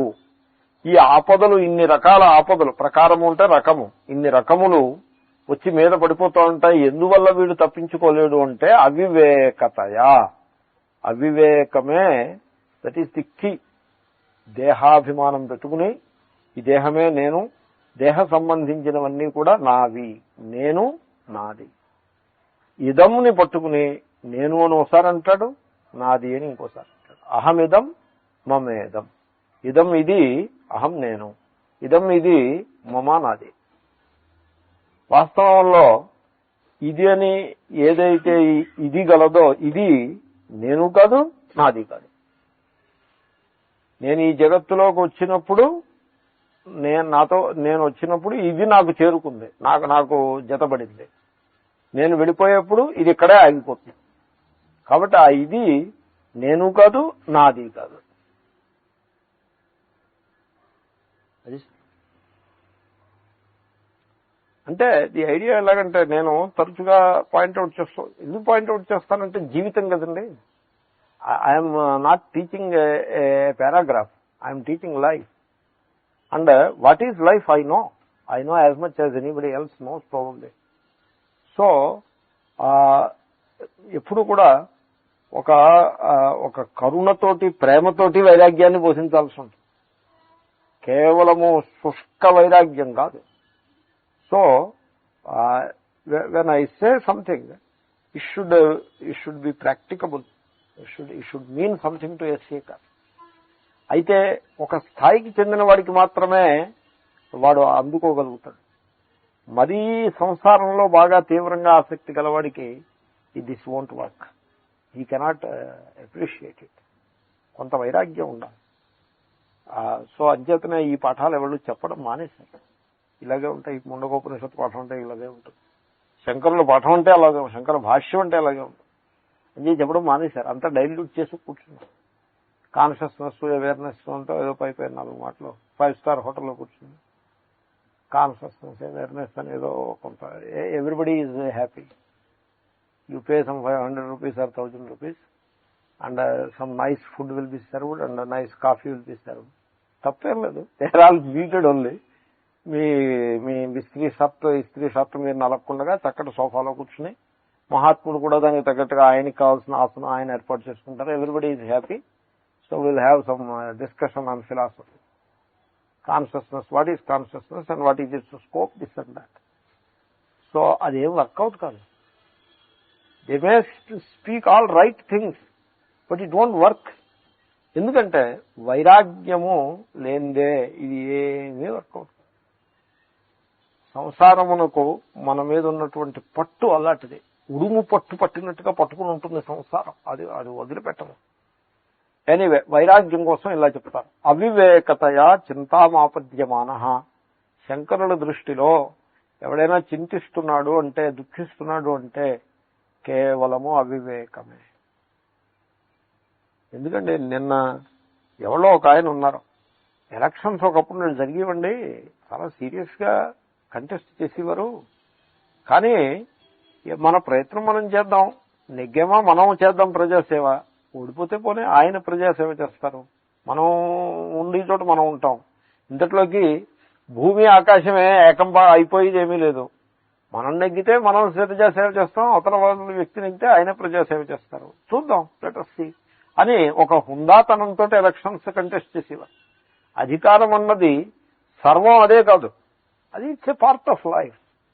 అంచేత పాలిటిక్స్ లో అధికారం it helps to make certain, to bring about certain changes in the society. Therefore we seek power, but power is not everything. అలా ఉండేవారు. కానీ ఈ రోజు ఎలక్షన్స్ చూడండి, ఎంత టెన్షన్ మనుషులకి. ఏం పోనీ ఎవరో వాళ్ళు నెగ్గుతారు, ఏం పోనీ వీళ్ళు నెగ్గుతారు, వాళ్ళు నెగ్గుతారు, క్యా బడి బాత్ హై. No, it's not like that. Power is everything. People cannot afford to lose. They cannot lose అనమాట. ఎందుకంటే ఎలక్షన్ లూజ్ అయ్యేటంటే his investment is all wasted. పెద్ద ఇన్వెస్ట్మెంట్. పూర్వం ఏం ఇన్వెస్ట్మెంట్, పార్టీ ఆఫీసు వాళ్ళు ఇన్ని పోస్టర్లు ఇచ్చేవారు, వీడు లైఫ్ని ఉడికించుకుని గోడలు కంటించుకునే పని వీడు చేసేవాడు, అది ఇన్వెస్ట్మెంట్. దీంట్లో ఇన్వెస్ట్మెంటే ఉంది. ఇప్పుడు election investment runs into lakhs and lakhs of rupees. So ఆ ఆగ్రహం అది ఆ వివేకము యొక్క తారాస్థాయి అంటే అలాగే ఉంటుంది. సపోజ్ మన జీవితాన్ని కూడా మనం అలాగే నిర్మాణం చేసుకున్నాం అనుకోండి. అంటే ఏమిటి, మనం ఒక పని అవుతుంది, ఇంకో పని కాదు. ఒక కామన సిద్ధిస్తుంది, మరో కామన సిద్ధించదు. ఒక కలయిక పూర్ణంగా ఉంటుంది, ఇంకో కలయిక తేడా వస్తుంది. భూమి ఆకాశాలు ఏమీ ఏకమైపోవు. మన పిసరంత జీవితాన్ని ఇటు తేడా వచ్చినంత మాత్రం చేత సృష్టి ఆగిపోదు, నడుస్తూ ఉంటుంది. It's all part of the bigger picture. What a big, why to make such a big huge issue about it అని ఆ మాత్రం బిగ్గర్ పిక్చర్ కొంచెం అర్థం చేసుకుని ఒక పిసర వైరాగ్యం పెట్టుకుని ఒకంత వివేకంతో ఇదంతా కూడా దృశ్యము, నశ్వరము, నశించేది, ఈ బంధాలు బాంధవ్యాలు ఇవన్నీ కూడా వచ్చిపోయేవి, కానీ ఇవేమి శాశ్వతం కాదు. మనం ఈశ్వరుణ్ణి భజించుకోవాలి, ఈశ్వర భజనమే మిగిలేది, ఆత్మజ్ఞానమే మిగిలేది. మిగతావన్నీ కూడా everything is in its place. మన వంతు కర్తవ్యాన్ని మనం చేస్తూ ఉంటాం, సాక్షిభావంతో ఉంటాం. వాట్ ఏ బిగ్ డీల్ అని లైట్ గా సంసారాన్ని తీసుకోగలిగితే he becomes light in the heart. సంసారపు భారాన్ని హెవీగా పెట్టేసుకుంటే ఆ వివేకం చేతనే చింతాం ఆపద్యమాన. సో ఆ మోహము, వాడిని అవివేకము, మోహము అంటే అవివేకము, దాని వలన పెద్ద బరువుని మోసుకుంటూ పెద్ద దుఃఖాన్ని అనుభవిస్తూ ఉంటాడు. స ఏవం ప్రేతత్రియం మనుష్యాదియోనిషు ఆజవం జవీభావమాపన్నః. అదే సహా ఆ మానవుడు, ఇక్కడ పురుషుడు స్త్రీ అనేం కాదు, లింగ వివక్ష ఏం లేదు, మానవుడు అని జనరల్ గా పర్సన్. సో ఈ మానవుడు ఏవం ఈ విధముగా ప్రేతతిర్యం మనుష్యాది యోనిషు అంటే ఒకే జన్మలో ఉండే సంబంధ పరిస్థితిని కొంత వర్ణించారు. సో ఫలానా వాళ్ళ హిస్టారిక్ సెల్ఫ్ అని, కామనలని, ఇదనే అదని. ఇప్పుడు ఈ పరిస్థితి మీకు జన్మాంతరాల్లో కూడా ఇలాగే కొనసాగుతుంది అని ఆ సంసారాన్ని ఇంకొంచెం ముందుకు తీసుకెళ్తున్నారు. ఇదేదో ఇంకో 10 ఏళ్లలోనో 15 ఏళ్లలోనో మన జీవితం అంతం అవుతుంది, అక్కడితో ఇది వదిలిపోతుంది, that is the end of it అని నువ్వు అనుకోద్దు. ఇలా కానీ కొనసాగుతుంది. ఈ దేహం పూర్తి పడిపోతే ఇంకో దేహం వస్తుంది. ఆ దేహం ఏమిటవ్వచ్చు, తిరియక్ పశుదేహం కావచ్చు, మనుష్య దేహం కావచ్చు, ఆది దేవదేహం కావచ్చు, నరక దేహం కావచ్చు. ఈ దేహం నుంచి ఆ దేహానికి మధ్యలో ట్రాన్సిషన్ పీరియడ్ ఒకటి ఉంటుంది. దానికి ప్రేత అని అంటారు. ప్రేత అంటే ట్రాన్సిషన్ అని అర్థం. ఇత ఇక్కడి నుంచి అయితే వెళ్ళిపోయాడు, అమెరికాకి విమానం ఎక్కించారు హైదరాబాద్ ఎయిర్పోర్ట్ లో, ఇక్కడి నుంచి వెళ్ళిపోయాడు. ఇత విమానం లిఫ్టెడ్, అక్కడికి చేరిన తర్వాత ఫోన్ వస్తుంది. ఎప్పుడు వస్తుంది? మధ్యలో 24 అవర్స్ గ్యాప్ ఉంటుంది, అప్పుడు ఫోన్ వస్తుంది. వాళ్ళు చేరి ఇంటికి వెళ్ళి ఫోన్ చేస్తారు. ఈ మధ్యస్థితి it is neither here Nar there. ఇక్కడి నుంచి వెళ్ళాడండి, అక్కడికి ఇంకా రాలేదు. ఆ మధ్యస్థితికి ఆ గాల్లో ఉంటాడు కదా, ఆకాశంలో ఉంటాడు కదా, దాన్ని ప్రేతాలు అంటారు. అదే ఇంకొంచెం you extend it a little more. So అంటే ఈ దేహం విడిచిపెట్టేశాడు, ఇంకో దేహాన్ని ఇంకా పట్టుకోవడం తర్వాయి ఆ మధ్యస్థితిలో ప్రేత అంటే ట్రాన్సిషన్ పీరియడ్. ఈ ప్రేత అని వర్ణించారు కానీ ఈ ప్రేతభావాన్ని ఛాందోగ్యోపనిషత్తులో విస్తారంగా వర్ణించారు. కానీ ఎక్కడా కూడా ఆ ప్రేతం అనే దానికి కాళ్ళు ఉండకుండా గాల్లో తేలుతూ ఉంటుందనో, అదొచ్చి ఎవరినైనా పట్టుకుంటే వీడి కోరికలన్నీ దానికి వస్తాయనో, దాని కోరికలన్నీ వీడికి వస్తాయనో, ఇలాగ ఎక్కడా చెప్పలేదు, శాస్త్రంలో ఎక్కడా చెప్పలేదు. ట్రాన్సిషన్ అని ఒక పదం ఉండాలక్కర్లేదు సంస్కృతంలో, అదే ఆ పదమే ప్రేత. ఇత ఇణ్ గతం, ఇత అనేది ఇండ్ అనే ధాతువు నుంచి వచ్చింది, దానికి గతి అని అర్థం, వెళ్ళుట.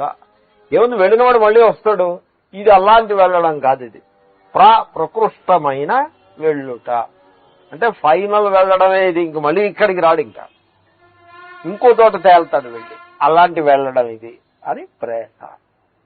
సో వీడు దీంట్లో జవీభావమాపన్న, జవీభావం అంటే వేగంగా తిరుగుతూ ఉంటాడు, కాలము మహావేగంగా ముందుకు సాగిపోతూ ఉంటుంది.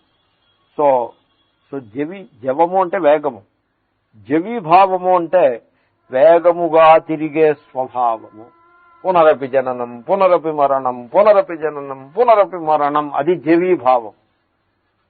ఈ జవీభావంలో కూడా దాన్ని ఇంకొంచెం ఎంఫసైజ్ చేయటం కోసం ఆజవం జవీభావం ఆపన్న, బాగా వేగంగా తిరుగుతున్నాడు, ఇంకా ఇంకా వేగంగా తిరుగుతున్నాడు అని. అంటే ఎలాగంటే వీడు మనుష్య జన్మ ఎత్తాడు అనుకోండి, 100 ఏళ్ళు బతుకుతాడు, 80 ఏళ్ళు బతుకుతాడు. అదే దోమ ఏదో పుట్టాడు అనుకోండి, 2 రోజుల్లో ఆ జన్మ ఆఖరం, మళ్ళీ ఇంకో బొద్దింక జన్మ, అది పోయా, ఇంకో జన్మ ఈ రకంగా. సో అంటే ఘటీయంత్రవత్, ఘటీయంత్రమని అంటే పూర్వం వ్యవసాయ పనులు చేసేదానికి దిగుడు బావిలోంచి నీరు తోడే యంత్రానికి ఘటీ యంత్రము అని పేరు. ఘటములు ఉంటాయి, ఘటహాస్యాస్థితి ఘటి, ఘటములు ఉంటాయి. ఘటములంటే కొండలు, ఈ కొండల చక్రానికి కట్టేసి ఉంటాయి, ఫిక్స్ చేసి ఉంటాయి. సో ఈ చక్రం ఇలా తిప్పుతూ ఉంటారు వీళ్ళు. చక్రం తిప్పుతూ ఉంటే ఆ కొండ అడుక్కు వెళ్తుంది, ఎంటీ కొండ వెళ్తుంది. కానీ ద యాంగిల్ ఆఫ్ ది చక్రం ఎలా ఉంటుందంటే ఆ కొండ నీళ్లలోంచి పైకి వస్తుంది, నీళ్లలో మునిగి పైకి వస్తుంది. కాబట్టి నిండుకొండ పైకి వస్తుంది, ఆ నిండుకొండ అలా పై దాకా నిండుకొండ వస్తుంది. మళ్ళీ ఇలా వంగినప్పుడు దీంట్లో ఉన్న నీళ్లన్నీ బయట కాలం లాంటి దాంట్లో పడి పొలంలోకి ప్రసరిస్తాయి, మళ్ళీ కింద ఎంటీ కొండ కిందకి పోతుంది. దీన్ని ఘటీ యంత్రము అని అంట. ఆ ఘటీ యంత్రము వల్ల సో కస్యైకాంతం సుఖముపనతం దుఃఖమేకాంతతోవా, అంటే సుఖం వెనకాల దుఃఖం, మళ్ళీ దుఃఖం వెనకాల సుఖం, అలా వస్తూ ఉంటాయి. అలాగే జన్మ వెనకాల మరణం, అది ఒక జీవితానికి సంబంధించి సుఖ దుఃఖాలు ప్రవాహం, అనేక జన్మలు, జన్మల వల్ల విడిపోతూ ఉంటాయండి. ఎన్ని జన్మల నుంచి పూర్తి చేసుకుని వచ్చామో ఇక్కడికి. మనుష్య జన్మ మామూలుగా వేదాంతులు అసలు నేను చెప్పేది అలాంటివి నేను చెప్పను. అంటే ప్రత్యక్షంతో సంబంధం లేనివి కేవలం హియర్సే పెద్ద ఎక్కువ చెప్పను. మామూలుగా అయితే అసలు మహాత్ములు చాలా తరచుగా వాడే పదప్రయోగం ఉంటుంది. 84 लाख యోనయం సే గుజర్కే ధరాయే హై. హృషికేశ్ లో ప్రతి మహాత్ముడు అంటాడు ఈ మాట. 84 లక్షల యోనులని తిరిగి ఇక్కడ తేలేము అంటే 84 లక్షలు ఇదో కౌంటు. బయోడైవర్సిటీ ఎంత ఉంది అంటే 84 లక్షలు ఉంది. మన వాళ్ళు ఎక్కడో చెప్పారు, ఏదో పురాణంలో చెప్పారు.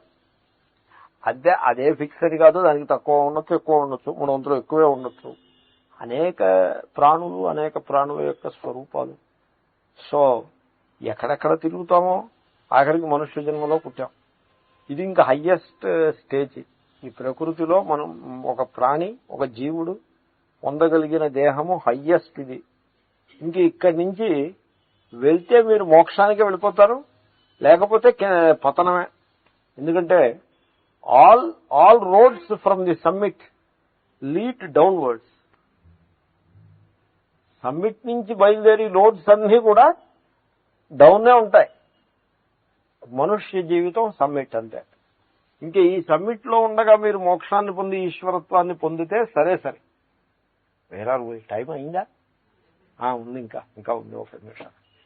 సో ఒకవేళ మోక్షాన్ని కనుక పొందకపోతే ఇంకా డౌన్వర్డ్ ట్రెండే. అంటే ఏదో మళ్ళీ స్వర్గానికి వెళ్ళినా మళ్ళీ వాపస్తే. సో ఆజవం జవీభావమాపన్న, గిర తిరుగుతూ ఉంటాడు. శంకరుల వైరాగ్యం. అయితే ఇదంతా ఇప్పటిదాకా చెప్పింది అంతా కూడా ఒక ట్రాజెడీ లాగా చెప్పాం. ఇప్పుడు కామెడీలోకి వస్తాం.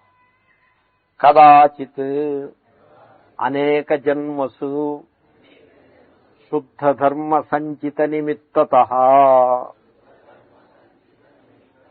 అది కదాచిత్ ఒకనాడు వీడిలా జన్మాంతరాలన్నీ ప్రయాణం చేస్తూ వచ్చాడు. కదాచిత్ ఓ రోజున వీడి పుణ్యం పండింది. ఏ పుణ్యం? వీడి దగ్గర పుణ్యం ఎక్కడ ఉందంటే ఉందో ఒకసారంత పుణ్యం. శుద్ధ ధర్మ సంచిత నిమిత్తతః. శుద్ధ ధర్మాన్ని పోగేసుకున్నాడు. శుద్ధ ధర్మము అంటే ధర్మం 2 రకాలు. భాగవతంలో చెప్పారు. కైతవం ధర్మ ప్రోజ్జిత కైతవోత్ర పరమ నిర్మత్సరాణం సతాం అని భాగవతంలో వస్తుంది. ఇక్కడ భాగవతంలో ధర్మం చెప్తాము. ఎటువంటి ధర్మం చెప్తాము అంటే కైతవము లేని ధర్మము చెప్తాము. కైతవము అంటే పతనము అనుకోండి, ఒక రకమైన నెగిటివిటీ, దోషం లేని ధర్మం. ఎందుకంటే ధర్మానికి దోషం ఏమిటండి అంటే ధర్మానికి కామనయే దోషము అన్నారు.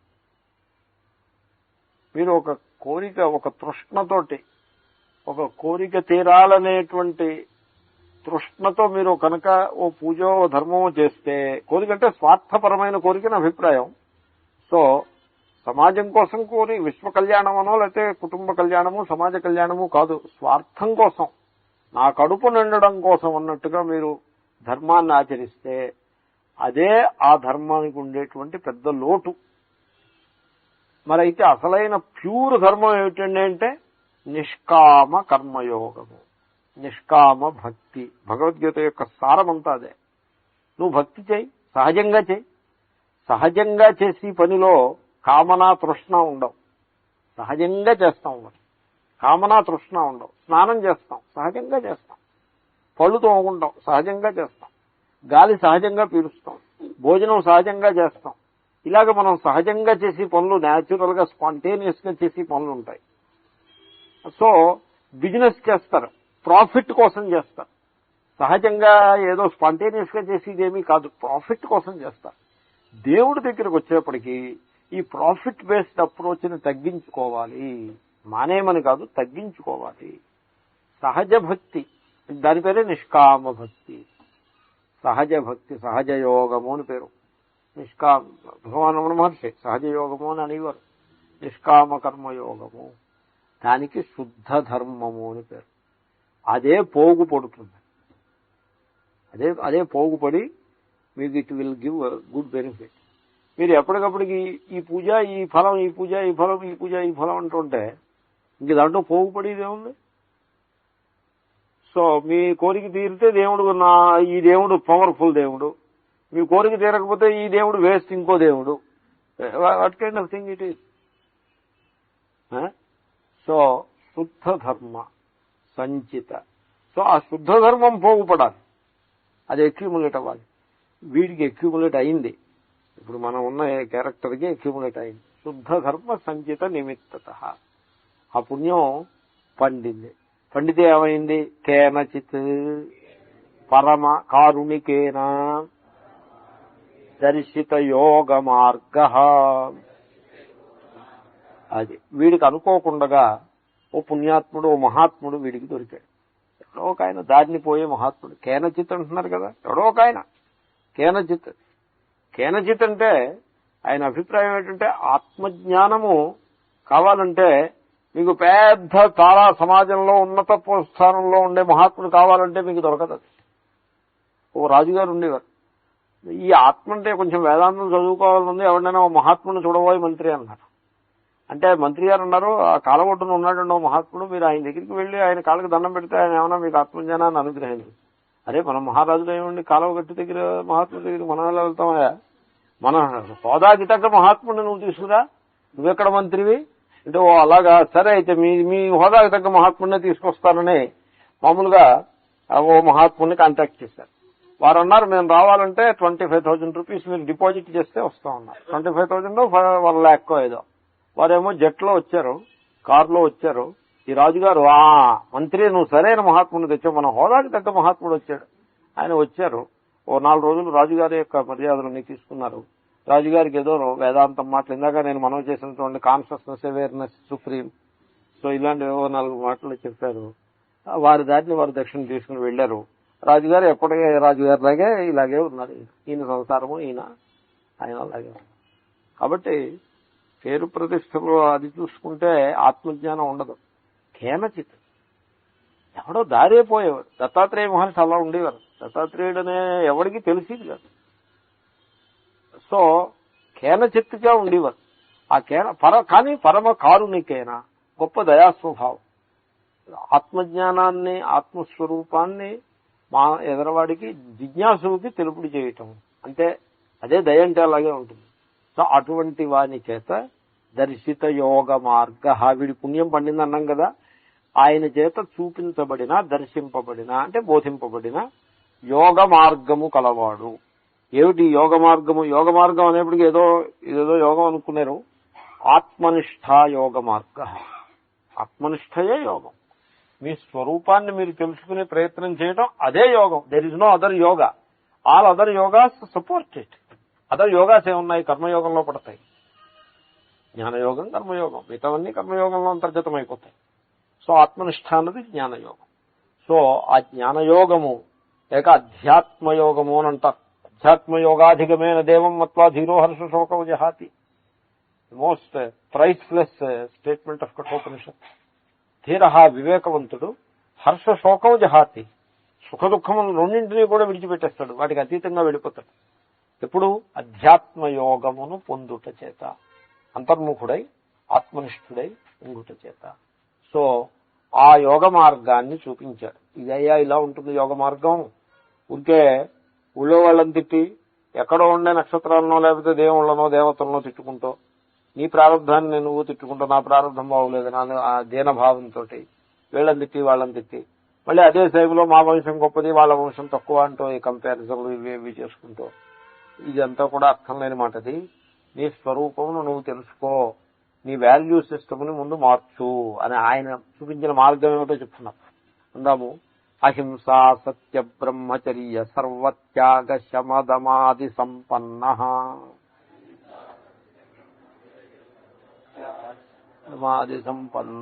అక్కడ ప్రారంభం అవుతుంది. That is how Vedanta starts. వేదాంతము ఏదో ఒక Indian institute of management course start అయినట్టో లేకపోతే ఎంబీఏ అలాగే స్టార్ట్ కాదు. దాన్ని స్టార్ట్ అయ్యే పద్ధతి అంతా కూడా ఇలాగే స్టార్ట్ అవుతుంది. వాల్యూ సిస్టమ్ని క్షాళన చేయడంతో స్టార్ట్ అవుతుంది. క్షాళన చేయటమే. వాల్యూ సిస్టమ్ చాలా గడబడి ఉంటుంది మనుషుల జీవితాల్లో. అన్నెసెసరీ వాల్యూ, రాంగ్ అని నేను అన్నాం. రాంగ్ కాదు ఇక్కడ పాయింట్. రాంగ్ రైట్ స్టేజ్ కాదు ఇది. అన్నెసెసరీ వాల్యూ, అవసరం లేని వాల్యూ కనుక వాడు పట్టుకు వేలాడుతున్నాడు అంటే, వాడు ఎంతటి వాడైనా కావచ్చు కాక, అవసరం లేని వాల్యూని పట్టుకున్నాడు అంటే అదే వాడికి ఆటంకం అయిపోతుంది. కాబట్టి వాల్యూ సిస్టమ్ని థరోగా క్షాళన చేయాల్సి ఉంటుంది. మొట్టమొదట అహింస. ఎందుకంటే వీడు సర్వాత్మభావాన్ని పొందాల్సిందే. That is the highest goal. హింస అన్నది దరిదాపులకు రావడానికి వీల్లేదు. హింస అంటే బుద్ధిపూర్వకంగా ఏ ప్రాణికి కూడా ఎట్టి హాని కలిగించరాదు. ఏమంటే నాన్ వెజిటేరియన్ ఫుడ్ మానేమని చెప్పాలని నేను? Is it necessary to tell? No. అంతేకాదు అసలు నాకు విపి సింగ్ అని ఒక ప్రైమ్ మినిస్టర్ ఉండేవారు మనకి. ఆయన ఒక టోపీ ఒకటి పెడుతూ ఉండేవారు, అర్థం లేని టోపీ. ఎందుకు ఆ టోపీ ఇలా పొడుగ్గా ఉండే టోపీ. సో ఆ టోపీకి బంగ్లాదేశ్ లో ఒక రకం ర్యాబిట్స్ నో వేటినో ఒక రకం ప్రాణుల్ని వాళ్ళు వేటాడి చంపి ఆ మాంసాన్ని భక్షించి ఆ చర్మాన్ని ఒలిచి దాంతో తయారు చేస్తారు ఈ టోపీ, ఈ కుర్చీ టోపీ. మేనకా గాంధీ గారు చెప్పారు ఆయనకి, చూడు నువ్వు పెడుతున్న టోపీ హింసతో కూడిన టోపీ, యూ షుడ్ స్టాప్ ఇట్ అని చెప్పారు. అసలు ఆ ముస్లిం టోపీ పెడితే కానీ ఆయనకు ఉత్సాహం ఉండదు. హీ వాంట్స్ ద టోపీ. దానికి ఏదో అలవాటు పడ్డాడు, ఎవరి హ్యాట్ వాళ్ళది. సో అయితే సింథటిక్ ది పెట్టుకో నువ్వు. బంగ్లాదేశ్ లో హింస చేసి అక్కడ బంగ్లాదేశ్ లో తయారవుతాయి అవి తెప్పించుకునేవాడి. నువ్వు సింథటిక్ పెట్టుకో, సింథటిక్ చూసుకో, వెతుక్కో ఎక్కడ దొరుకుతుందేమో అంటే ఆవిడ మాటని మన్నించి ఆయన సింథటిక్ టోపీ పెట్టుకున్నాడు. లేకపోతే మన బనాట్వాలా కూడా పెడుతూ ఉంటాడు, ముస్లిం లీగ్ హెడ్ బనాట్వాలా అని ఆయన పెడుతూ ఉంటాడు ఆ టోపీ. విపి సింగ్ అదే టోపీ పెట్టి. సో చూడండి, ఆ లెవెల్లో కూడా హింసకి స్థానం ఇవ్వకూడదు. హింసతో కూడి హింసని ప్రోత్సహించినట్టు అవుతుంది. చాలా ఇండైరెక్ట్ హింసది. ఇండైరెక్ట్ హింస కూడా తగదు. దీనికోసం వేదాంతే కానక్కర్లేదు. యానిమల్ రైట్స్ యాక్టివిస్ట్ అయితే చాలు. Maneka Gandhi she is an animal rights activist. That is good enough. You need not be a serious vedanti. ఇంకా వేదాంతికి వేరే చెప్పాలా హింస ఉండకూడదని. Come back. ఓం పూర్ణమదః పూర్ణమిదం పూర్ణాత్ పూర్ణముదచ్యతే పూర్ణస్య పూర్ణమాదాయ పూర్ణమేవావశిష్యతే. ఓం శాంతి శాంతి శాంతి.